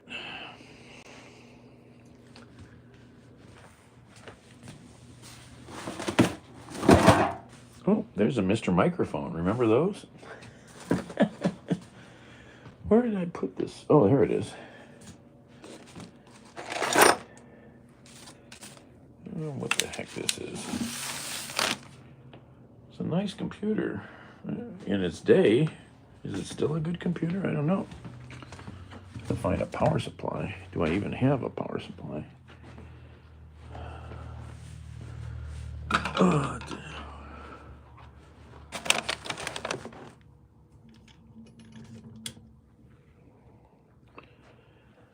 It's an HP EliteBook, which is their top line brand. It's an older one. I don't remember. this is. The car needs an axle. How do you open this?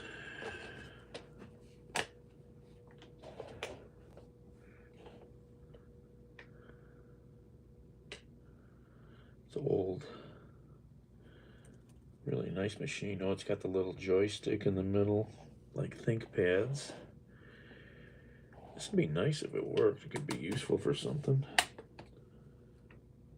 It's got front speakers on it, media card reader, DVD, phone line. It's got a phone line connection. Awesome. Ethernet, USB, removable battery, USB, I forget that one. Audio, headphones. What kind of power does this take?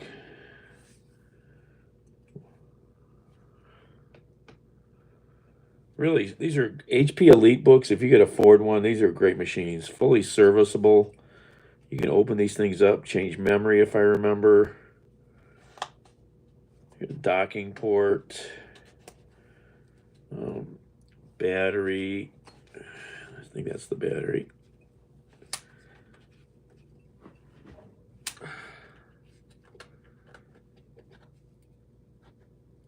Yep, there's the battery. Pops right out. So you can swap batteries. Easy. There's the Microsoft license. It's an old machine, but this could be useful for some stuff. You have to find a power supply. I just found a power supply the other day. What was that for? What was that for? Where is that? What is this cable? That's cable. Where is that power supply I saw the other day?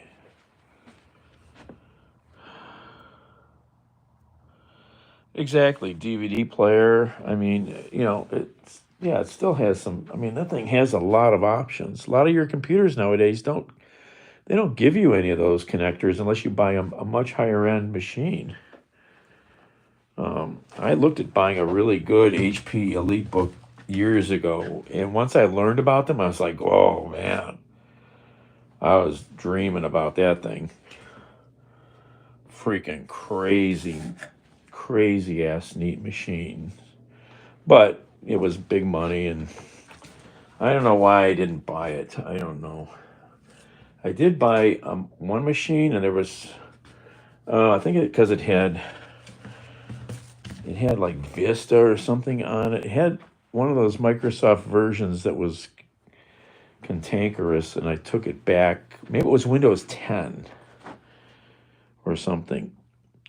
I forget. It was one of those cantankerous versions, and I was able to return it within like a day of the 30-day return.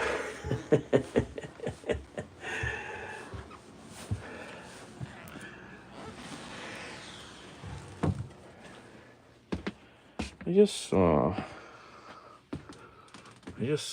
another power supply somewhere.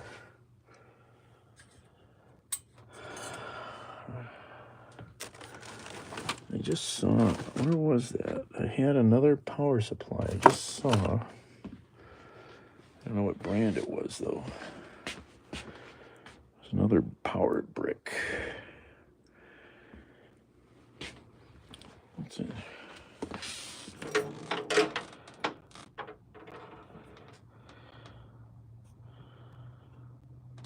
HP junk. I love HP. I've had probably more HP computers than any brand. Oh, this is for the camera. That's for the camera. That's not it.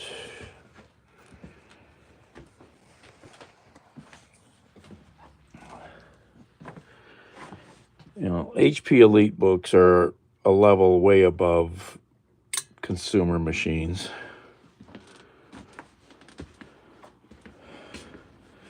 But nowadays it might be Dell, or I'm not sure I would look into spending $2 or $3 grand on. Here's a charger. What's this one? That's a Dell.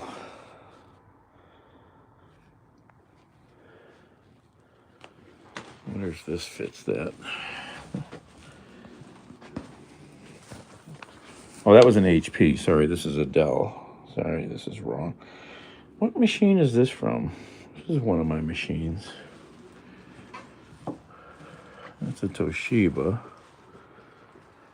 Yeah, where's this from? Where's that Dell?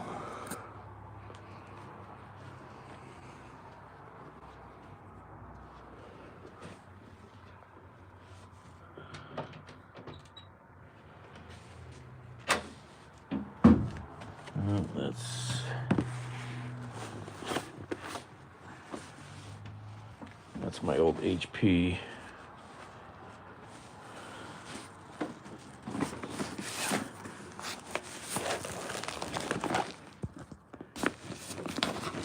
What is this thing? Oh, here's an old one. I can't remember if this is something I got from my friend who's just passed away, I found out. IBM ThinkPad. Old IBM. Big old monster IBM.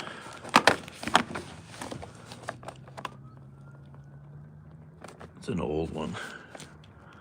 Really old. Probably from the 90s, maybe.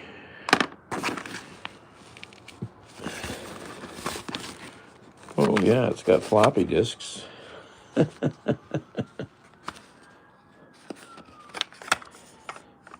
Brand new floppy disks. I got cases of brand new floppy disks.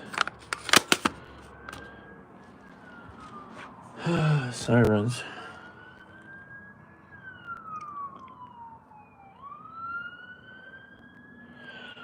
Yeah, I've never looked into the Chromebooks.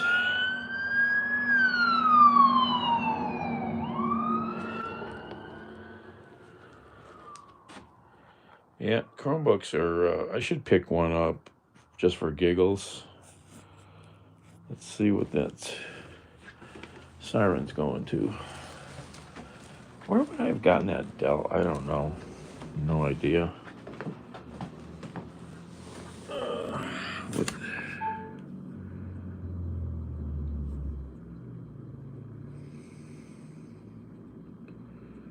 Where's that fire engine going to? Oh, down there.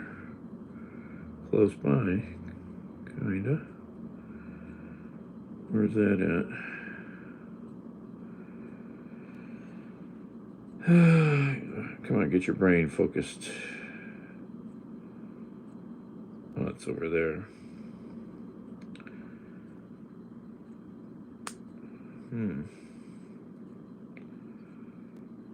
Scanner. I need to charge my scanner.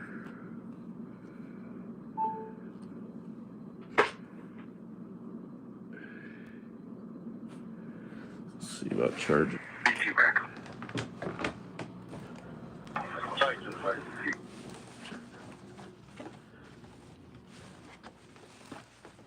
Well, they're floppy if you pull them out of the cartridge. Let me charge this radio. I haven't charged this radio in a while.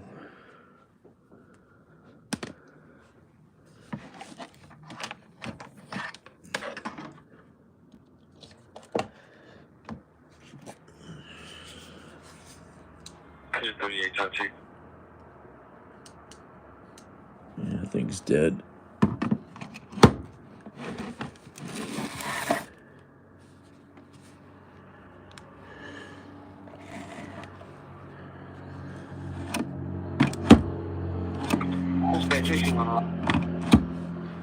Charge my AC one.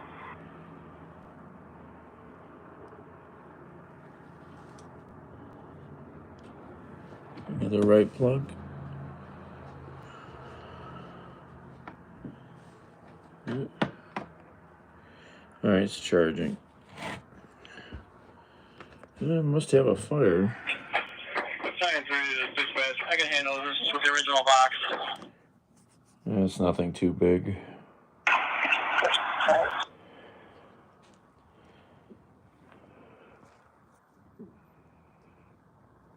Dispatch of Battalion 3.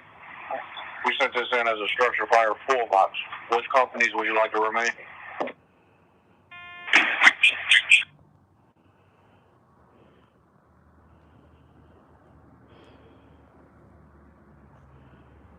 Oh, I could plug a lot of things in, Linda. That's ridiculous. All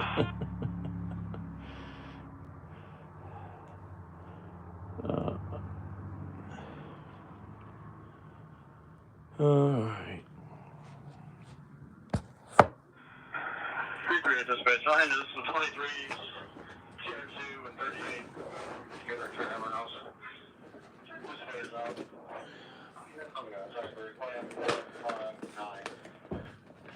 Yeah, floppy disk drive on your laptop. You haven't seen that in a long time. How do you open this thing?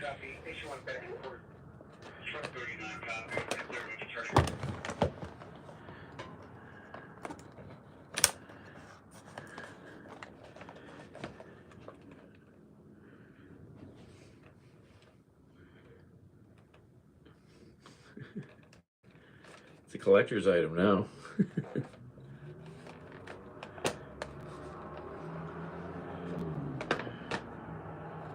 Oh, it's heavy.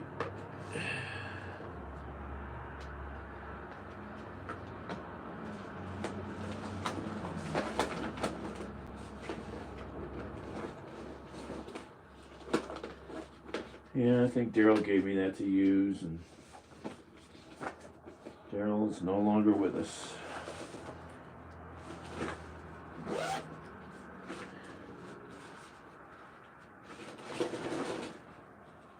Oh, a bunch of nice patch cables. What the heck is in there, man? Looks like the damn varmints have been inside that bag.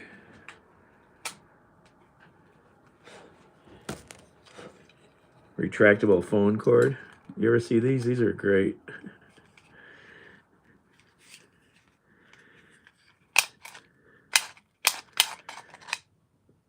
You can plug your phone in to get the modem going on the computer.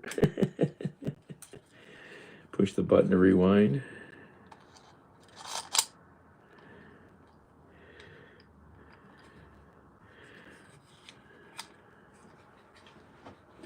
What is inside that bag?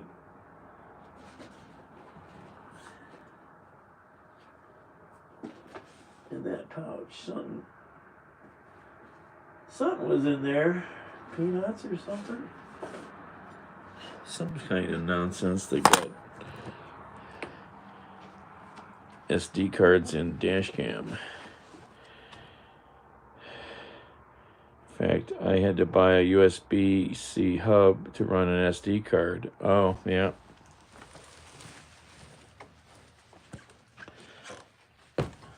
Well, I've usually used, unless the laptop has it built in, I've always had external readers for, but I think every laptop I've bought had a reader for that stuff. But I used to have a really fast external reader. Is there a vacuum up here? I want to vacuum that pouch. Oh, Bandit, I'm going to wake Bandit up if I run the vacuum.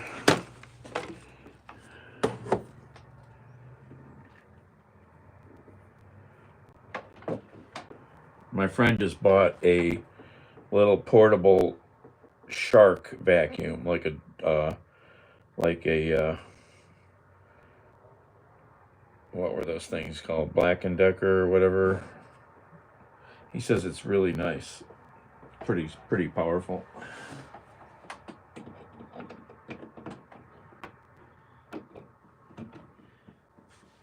Dust buster, that's the word. I'll vacuum this pouch out with the free vacuum. This thing is so cute. It's loud, but it's functional. It's a cheap little, what is that again? Eureka, Dirt Devil type thing. Airspeed. It's just on or off, but it's a nice simple little vacuum. But it doesn't have the good filtration of like a Shark. And my Shark has two, it can just run just this or this. If you turn this on, the spinny thing is always on, so there's no separating that out to just do suctioning with the hose. But it's a nice little simple vacuum.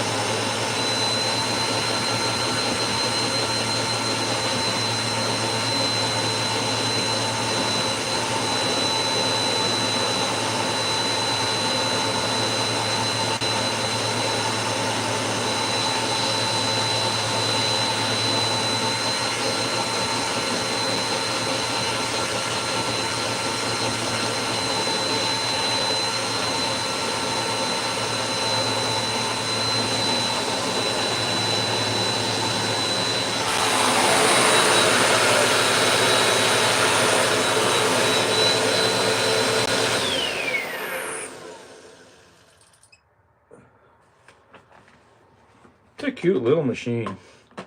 Super lightweight. Got the removable container. Nice for quick vacuuming.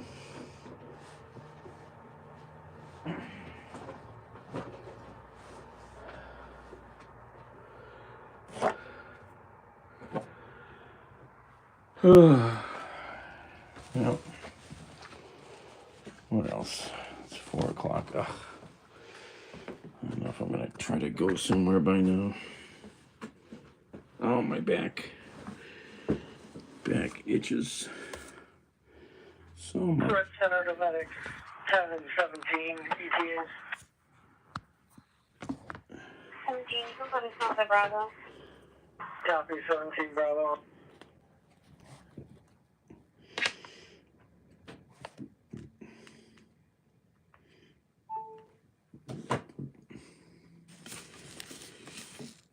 No, it's just on or off. It's a real simple machine, But it was free. Found it in the dumpster. Somebody, thought it was full or something, or dead. It just needed a good cleaning.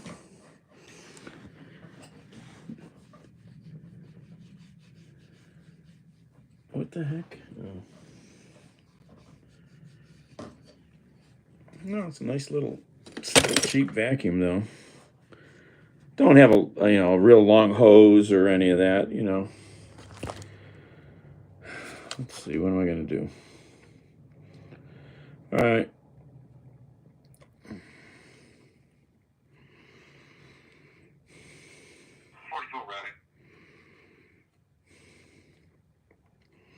Copy 42.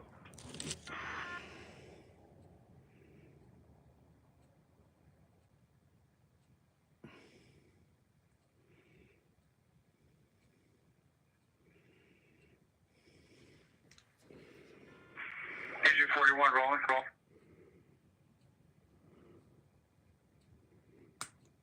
District 41 on an emergency, 3543 East 108.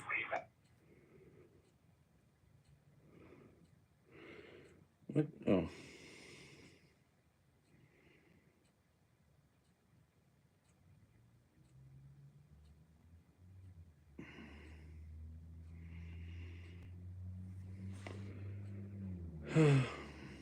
Real cat.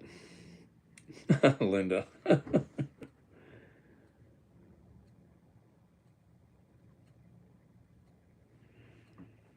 Former CIA Director John Brennan. Musk sent in people from Doge. This is ripe for Russian and Chinese exploitation. It's disrupting. It's politicization of our intel agencies. I'm on Kash Patel's enemies list. So let's get this straight. Musk is staffing intel-sensitive spaces with his crypto bros. Foreign adversaries are circling like vultures, and MAGA operatives are running enemies lists. But yeah, tell me more about how Elon is just a free speech absolutist and not gutting national security in real time.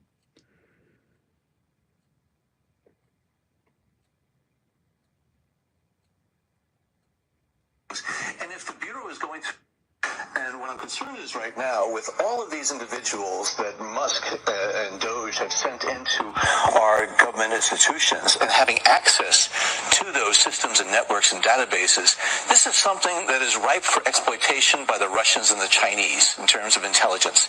These are individuals who haven't been vetted, they don't have the security clearances or background, and so they're now accessing all this information that involves U.S. citizens, sensitive U.S. databases, and other things. And if the Bureau is going through these dislocations, its mission is being disrupted.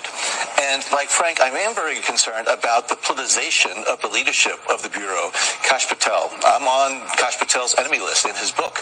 And so between Kash Patel, Pam Bondi, and others, is the Bureau, is the Department of Justice going to uphold its tradition of making sure that they carry out their responsibilities with integrity and in an apolitical fashion? And I think there are serious questions, including among the people within DOJ and FBI right now, about whether or not their leadership is going to bring them down this very dark place where it's unprecedented in American history. Commander of Pacific Air Forces, a senior leader in our Air Force, and an African American. Many of you may be wondering what I'm thinking about the current events surrounding the tragic death of George Floyd. I'm thinking about how full I am with emotion, not just for George Floyd, but the many African Americans that have suffered the same fate as George Floyd. I'm thinking about a history of racial issues and my own experiences that didn't always sing of liberty and equality. I'm thinking about my Air Force career, where I was often the only African American in my squadron, or as a senior officer, the only African American in the room. I'm thinking about the pressure I felt to perform error-free, especially for supervisors I perceived had expected less from me as an African American. I'm thinking about having to represent by working twice as hard to prove their expectations and perceptions of African Americans were invalid. I'm thinking about the airmen who don't have a life similar to mine and don't have to navigate through two worlds. I'm thinking about how these airmen view racism, whether they don't see it as a problem since it doesn't happen to them, or whether they're empathetic. I'm thinking about our two sons, and how we had to prepare them to live in two worlds. Finally, I'm thinking about my historic nomination to be the first African American to serve as the Air Force Chief of Staff. I'm thinking about the African Americans that went before me to make this opportunity possible. I'm thinking about the immense expectations that come with this historic nomination, particularly through the lens of current events plaguing our nation. I'm thinking about how I may have fallen short in my career and will likely continue falling short living up to all those expectations. I'm thinking about how my nomination provides some hope, but also comes with a heavy burden. That's what I'm thinking about. I want to know what you're thinking about. I want to hear what you're thinking about and how together we can make it. Shut the fuck up. You're sitting in the police transport van after a protest? Shut the fuck up. In a holding cell with your comrades? Shut the fuck up. Cop knocks on your door? Shut the fuck up. Texting on an unsecured device? Shut the fuck up. Pulled over by the cops after a protest? Shut the fuck up.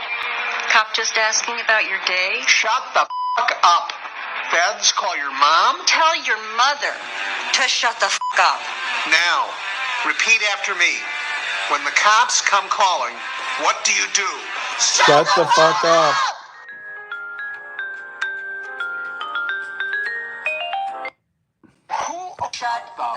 Who are the PayPal mafia, and how are they linked to apartheid-era South Africa? Well, they're a group of men who are at the top, the founding of PayPal, all of whom, in some way or other, grew up in South Africa as children.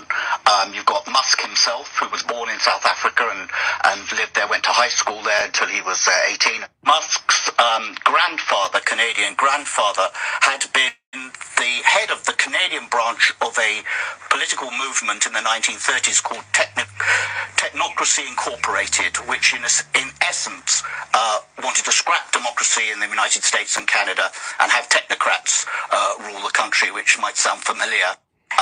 That becomes a de facto fascist party, is banned during the Second World War, and then the grandfather moves to apartheid South Africa, having had no connection to the place, in 1950 because he likes the sound of apartheid. And even Errol Musk says of the grandfather, he was an open neo-Nazi. You got Peter Thiel, who was a co-founder with Musk of PayPal. Thiel was born in Germany, but brought to South Africa as a young child. His father was a mining engineer, lived in Johannesburg, and then moved to Southwest Africa, which was then a South African colony, is now Namibia. And he went to school in Swakopmund, which was notorious as probably the last place on the planet where people still openly greeted each other with Heil Hitler and celebrated Hitler's birthday. He went to a German school there before moving to the United States when he was 10 or 11. You've got David Sachs, who was born in Cape Town. He's big in PayPal and is now Trump's AI and crypto czar. He moved to Tennessee as a relatively young child, but grew up in the white South African diaspora there. And you've got Roelof Botha, the grandson of Pik Botha, the last foreign minister of apartheid South Africa. He was the acceptable face of apartheid. You'll remember he used to run around the United States trying to put a gloss on how they were reforming things and that everything was getting better. So you see those four key people at the top of PayPal. They all have this, very intimate connection to South Africa. 911, what's your emergency? Don't forget I'm babysitting. It's all right. We're gonna. Who shut the fuck up? Commander Pacific Air Forces, a senior leader in our Air Force, and an African American. Many of you may be wondering what I'm thinking about. The current events surrounding Commander Pacific Air Forces, a senior leader in our. And what I'm concerned is right now, with all of these individuals that must. Yeah, unless we stop them somehow, they are ruining so much of our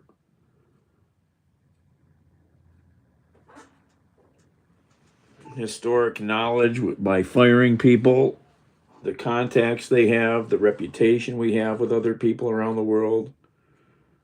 I don't know. It's pretty obscene.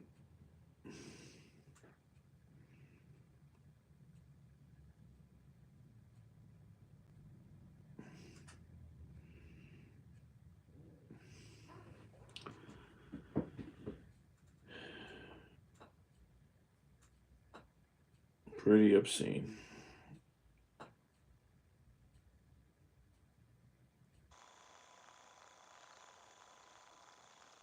What?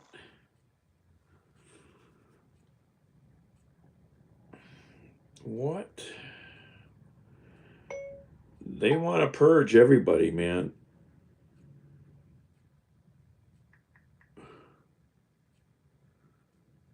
Elon just posted, consistent with real Donald Trump's instructions, all federal employees will shortly receive an email requesting to understand what they got done last week. Failure to respond will be taken as a resignation. What the fuck? They just can't do that. They're gonna do it, but they can't legally do it. Holy fuck?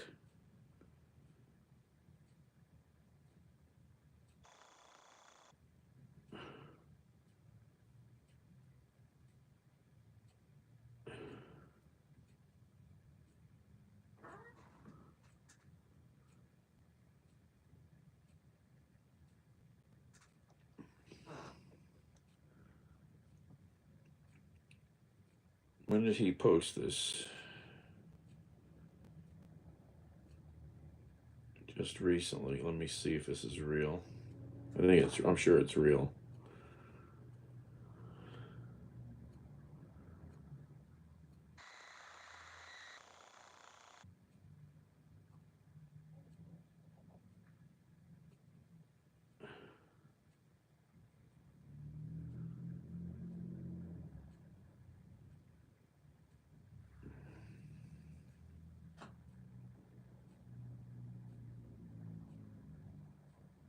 Here you go.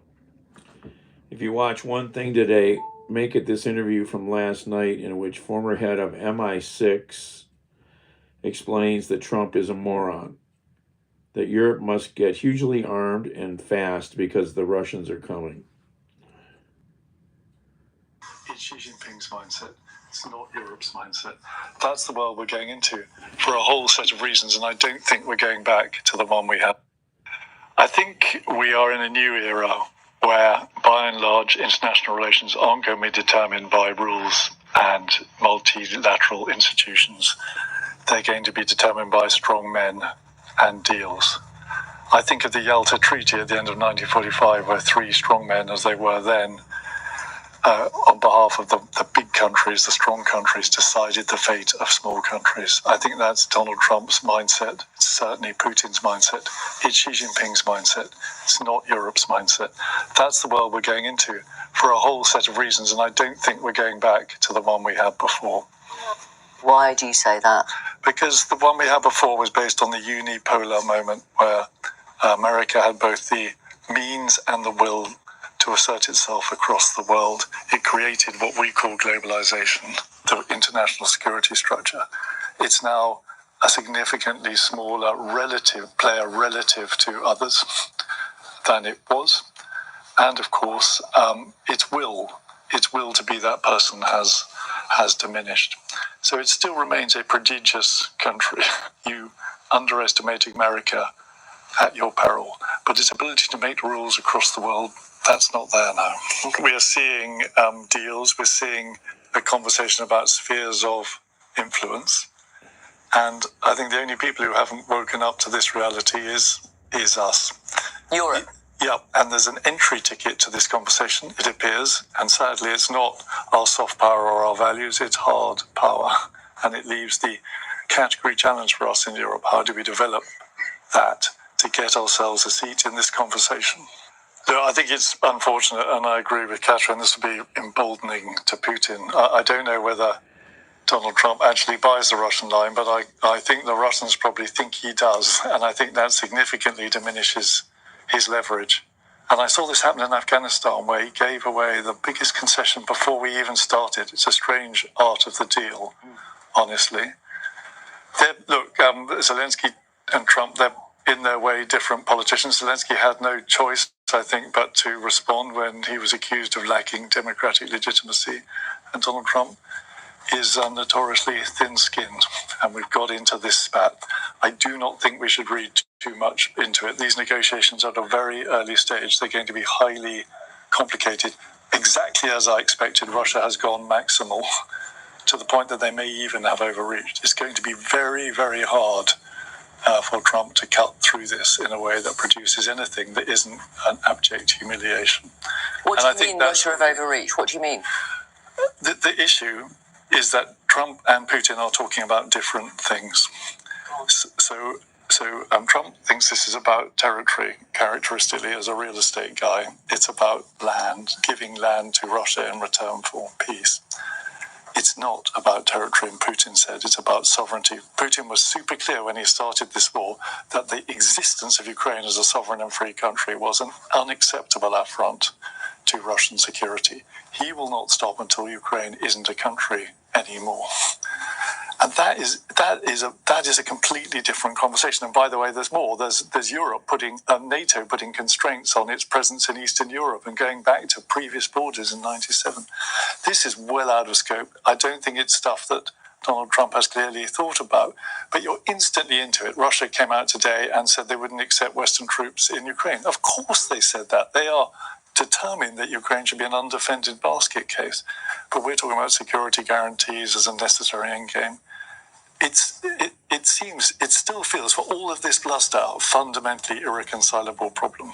Right. How worried should people who are watching tonight be? Well, I think that as a European, it's a massive wake-up call. Whatever you think about this, all the smoke and dust and mirrors and complexity, and I don't know how it's going to end. I know one thing for certain, which is that Europe will own more of this at the end than it did at the beginning. Now, I do not want to exaggerate. The Russian army has performed risibly. It's not going to march into Warsaw tomorrow. But nor should we obscure the fact that this will be hugely emboldening, and over time they will build up their capabilities. The reason we don't need to be that worried is we are 10 times richer as European NATO than Russia. We absolutely have the capability to build up the necessary military forces to resist this. But if we don't do that, then yes, this is the stuff of nightmares. What do you think the British Prime Minister should be saying to Donald Trump? So 2 things. First of all, I absolutely agree with Catherine. We need to organise to effect to demonstrate that we're prepared to play a role, take control of our own environment, recognise that we've got to develop hard power, and that's got to happen quickly. Donald Trump is not wrong about everything. We were free riding. There was free riding in Europe, and this needs to be sorted out.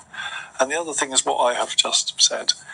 I think you need to explain to Donald Trump why giving away Ukraine as a country, giving away its sovereignty, would be a devastating mistake. Trump has already said that Putin should not be allowed to be seen to win. He seems to understand that as a concept, although I accept that his tone has changed. He was quite complicit in Afghanistan, even though he pinned it on Joe Biden. He gave away the farm before it even started, and that led to the fiasco. He can't own a fiasco like that. And then think of the example this sets for Xi Jinping, sitting across the Taiwan Strait from Taiwan. That goes straight into Xi Jinping's mind. Yes. So these are the things that I would be advising the Prime Minister to dwell on, although I'm sure he's got a lot of ideas of his own. Do you have confidence that a fair and sustainable, to quote the words of Marco Rubio yesterday, settlement will be the outcome of this? No. No. No. I think it's wide open. So I think it can be. And actually, I think Trump has quite considerable leverage. As Catherine said, the reality is that the Russian economy is grossly out of shape and cannot be run like this for more than another year. And Putin has lost 800,000 killed or wounded, which even for an autocrat like him has got to have an effect. And most important of all, I think that this is a huge psychological moment for Putin. He's been waiting for years for Trump to get in. And if Trump actually turns out not to be the opportunity the Russians expect, they don't have another plan. So there's quite a lot of leverage here. And I think if it can be firmly established in Donald Trump's mind that having a residual free Ukraine is his bargaining point, he can get that. And I think if that happens, we're going to be okay. It's a wake-up call. We need to organise to effect. It is a huge tragedy for people who will be left behind the frozen front line, but we can deal with that. If it's do a deal at any cost, get out and give it to the Europeans, then I think that's a big problem. I know Donald Trump was watching tonight, and I bet his little 2-inch pecker fucking exploded as I buried that absolutely filthy top-shelf snipe in overtime. The Americans didn't respect us. They never have. They said we should become the 51st state, and they thought they'd walk all over us tonight after they won that lucky round-robin game. But they thought wrong. In the end, everyone bows their head to the Lord. And that Lord, the one true God of hockey, is Team fucking Canada. In overtime, Connor McJesus baptized those Yankee bastards. This was no miracle on ice, just a fucking nightmare that Team USA will never forget. America, your souls belong to me now. Anyways, I'll see you guys. Oh my God, that's brutal. Oh my god. Oh my god, that's brutal. Oh my god. That Canadian hockey player. Oh my god. Oh my god. Oh my god.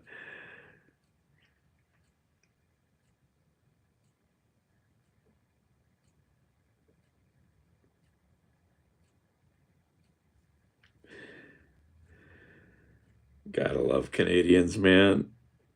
That was brutal. uh,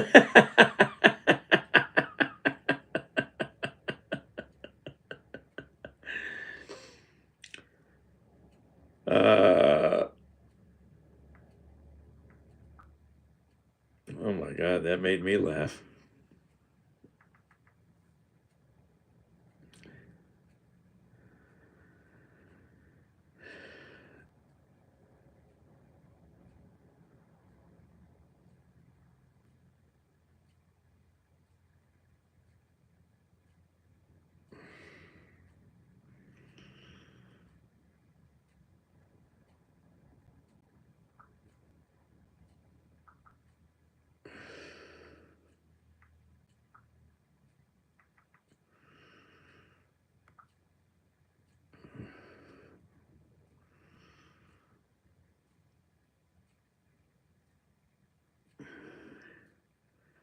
And this is where I wish more people would, I mean, and I mean by more people, I mean everybody, but especially people on the right would watch world news from other countries, you know, but so many of them are convinced that everything is false or fake or, I don't know. I had somebody, I shared a link from, it was NPR about the 4-page document that was submitted in federal court about Doge. And the 4-page document admits that Elon is not head of the agency. He is just a advisor. And it also admitted that it didn't name who the head of Doge is. But this person, when I said, "Oh, you shared NPR," oh, right, one of those left wing news medias, like MSNBC, and I go, "No, you dumbass. I shared a legitimate story. It's not fake news." Oh my God, you know, every fucking thing out there is not fake. Jesus fucking Christ. So, I did go find the document on a site that follows court filings, and they had too. But, that's just nonsense. Hey, Ice. Oh, Doge exists, but it doesn't say who the head of Doge is. It's not Musk. He's just a special government employee, an advisor.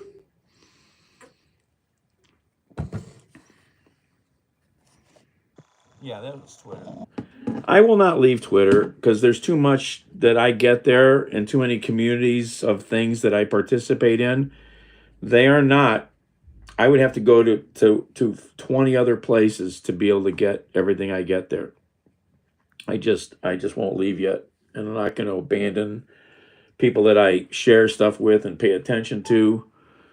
I'm on all the other stuff. You can go to my link tree in my bio and find my threads and my Blue Sky. It's all Shocking Guy everywhere.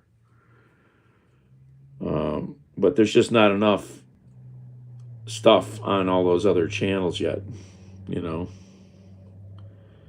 Make water great again.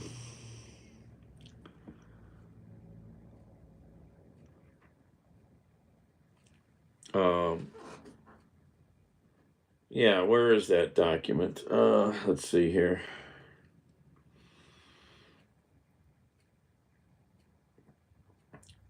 If I can find it fast or not.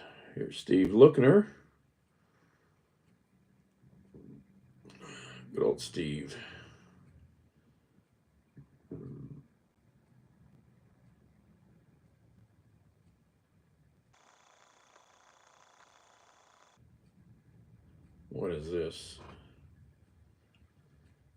Atomic Coyote.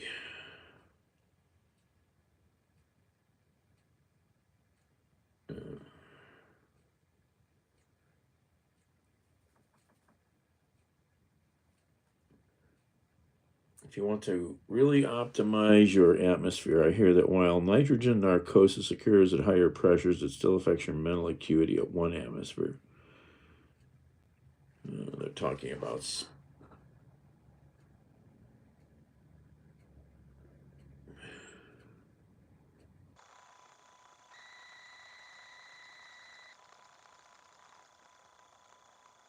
right.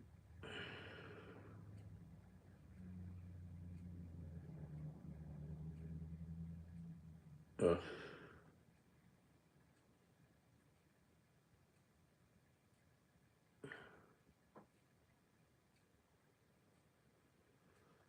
right, what was I looking for? No, I need to go here and then go back. Go back.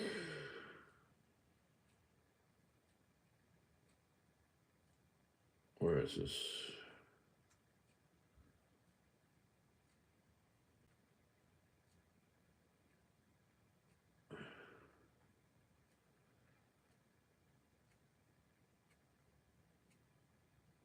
Oh, Elon Musk parody followed me. Nice. Where is this person?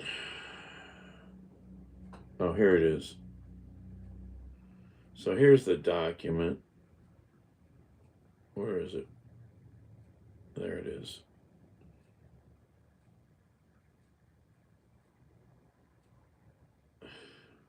Is this the document? No, that's the article I shared, which she didn't like.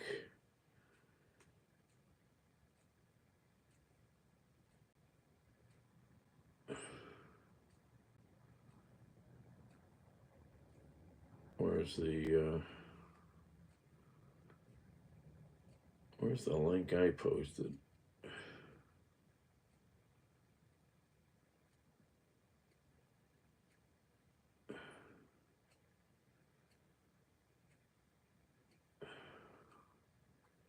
I know I shared it.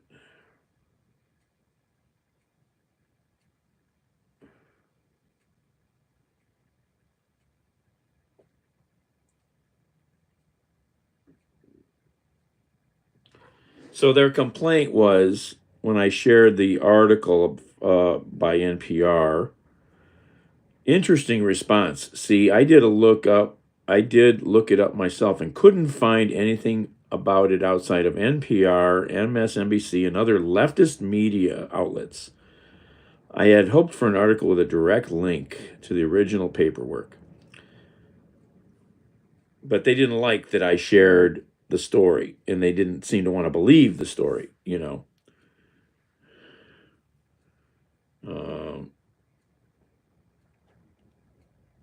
Where is the link I had? I know I posted it on here. I don't want her link.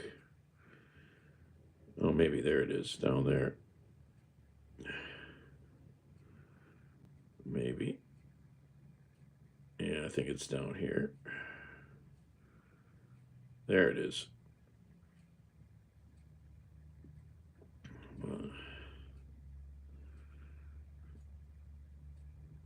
Copy.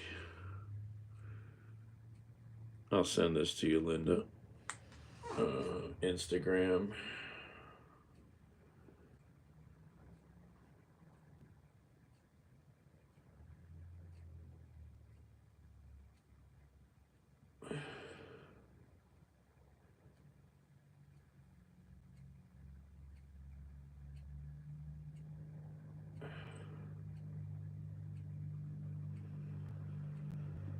Oh, where are you?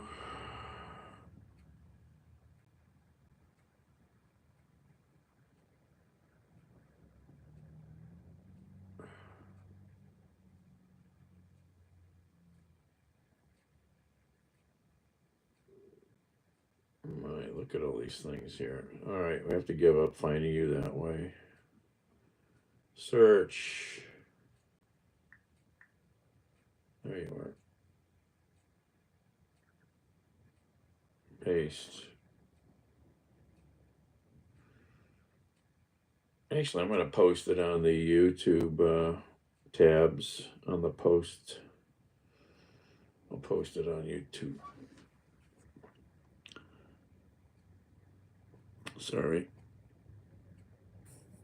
Some comments here. All right. I'll put it on the post tab.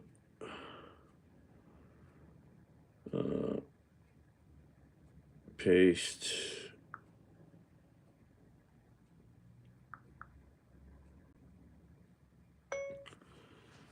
Link to the 4-page court filing about Doge. No, it doesn't like that. Retype that.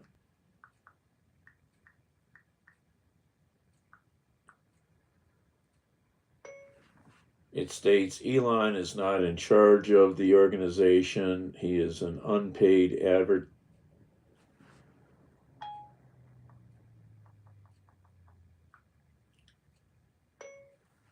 special government employee advisor, comma, and it does not say who is in charge of the organization.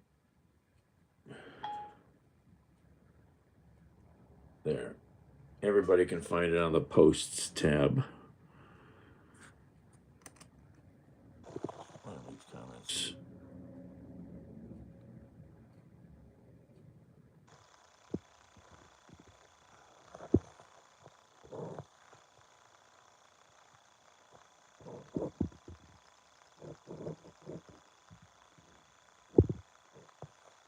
New back and heart, yeah. My back and hips, I need those.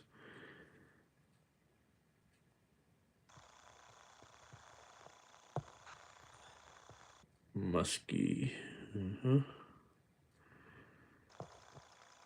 Seems America has made a mistake in the hunt for Red October. Yeah, Linda.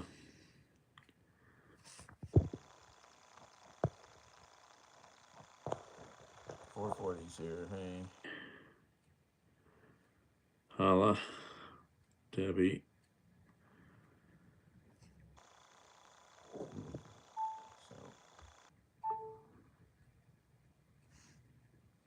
From the north and coal from the south. Ever since, this has been a place where things have been happening. Things have been happening. One of the most important being the business of making steel. Cleveland was in at the beginning of the modern steel industry. In 1855, a Cleveland-owned ship brought down the first cargo of iron ore from the Lake Superior region. From that day forward, the city has been a strategic... I might get in trouble with copyright on that. We'll see.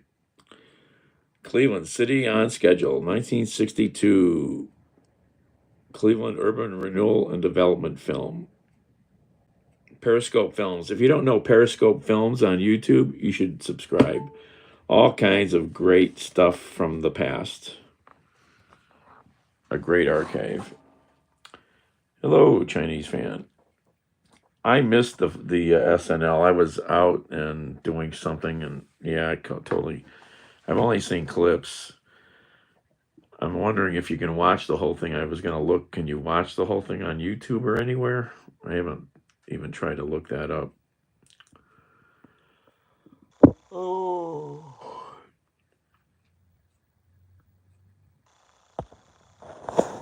Oops. I almost canceled the broadcast. Touched the wrong things. Oh. Yeah, I meant to look if you can watch it anywhere. I've just seen some bits. You only know a little English? That's okay.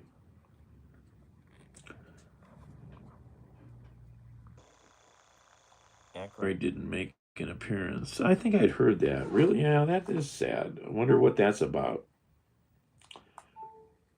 I saw some clip that Lorraine Newman did. That was pretty funny. It's pretty funny.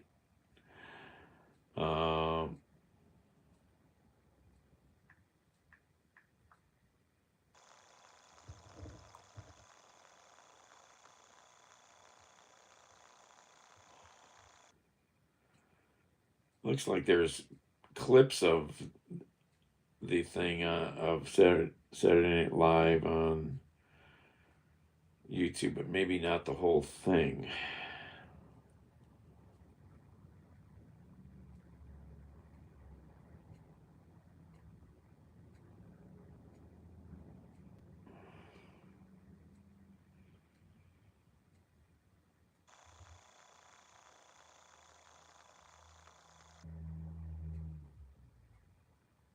Probably have to pay to watch the whole thing.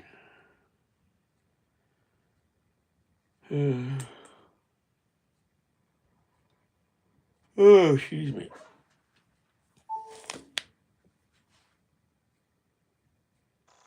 Oh, hey, Elizabeth. Yeah. Fredo was a lot of help fixing this up.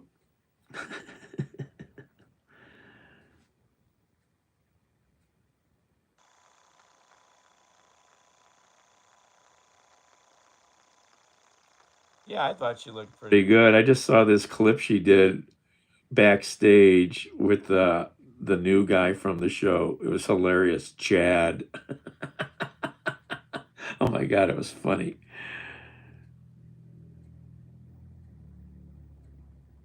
Jane, you ignorant slut.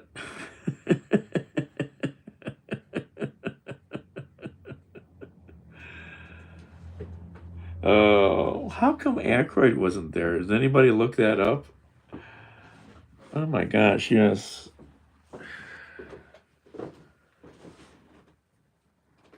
I don't know. Is there some bad blood we don't know about, or is he not in good health? I don't know. I don't know.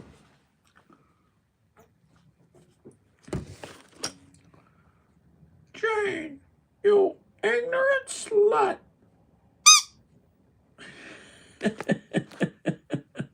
Pete Davidson, yeah. Oh my God, that was funny.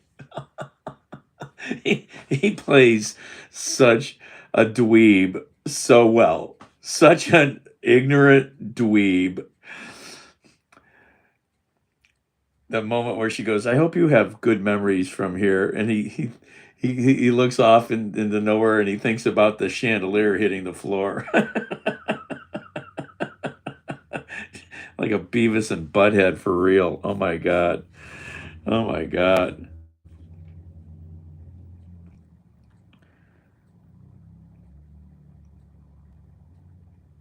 Interesting. Muskie. Okay, 440. I'm amazed. Yeah, I don't know. I don't know. It is sad. You mean, you know, I can't believe he's got a fit with some of these people, but maybe, who knows? Maybe he just didn't want to relive some of it, you know. I don't know. Dana Carvey wasn't there either. Okay.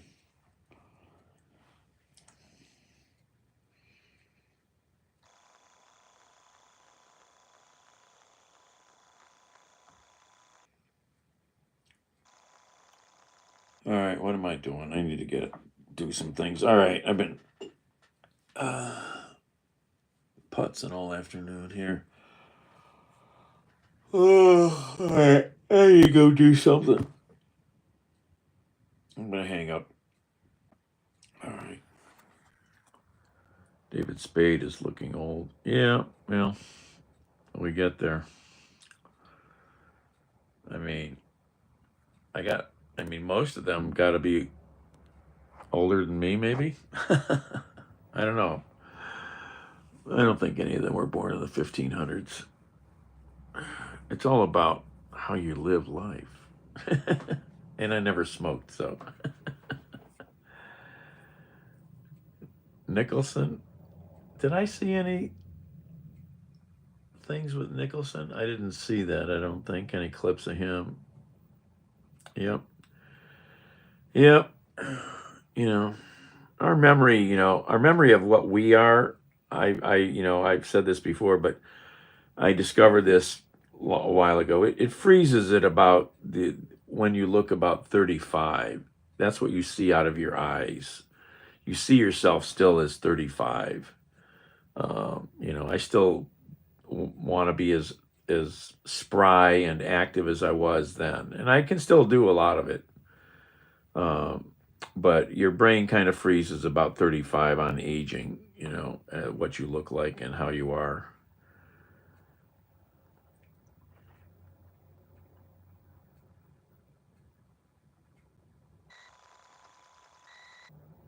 Yeah. All right, I'm gonna chill out and do something here, figure out what I'm gonna do. I did want to get to the store and get coffee. All right. Say goodbye, Fredo. Bye, everyone. See you later. Make sure to check out my thumbnail for this live stream if you haven't seen it. It almost happened. Ciao. Be nice, be kind, and remember, check your smoke alarms.com.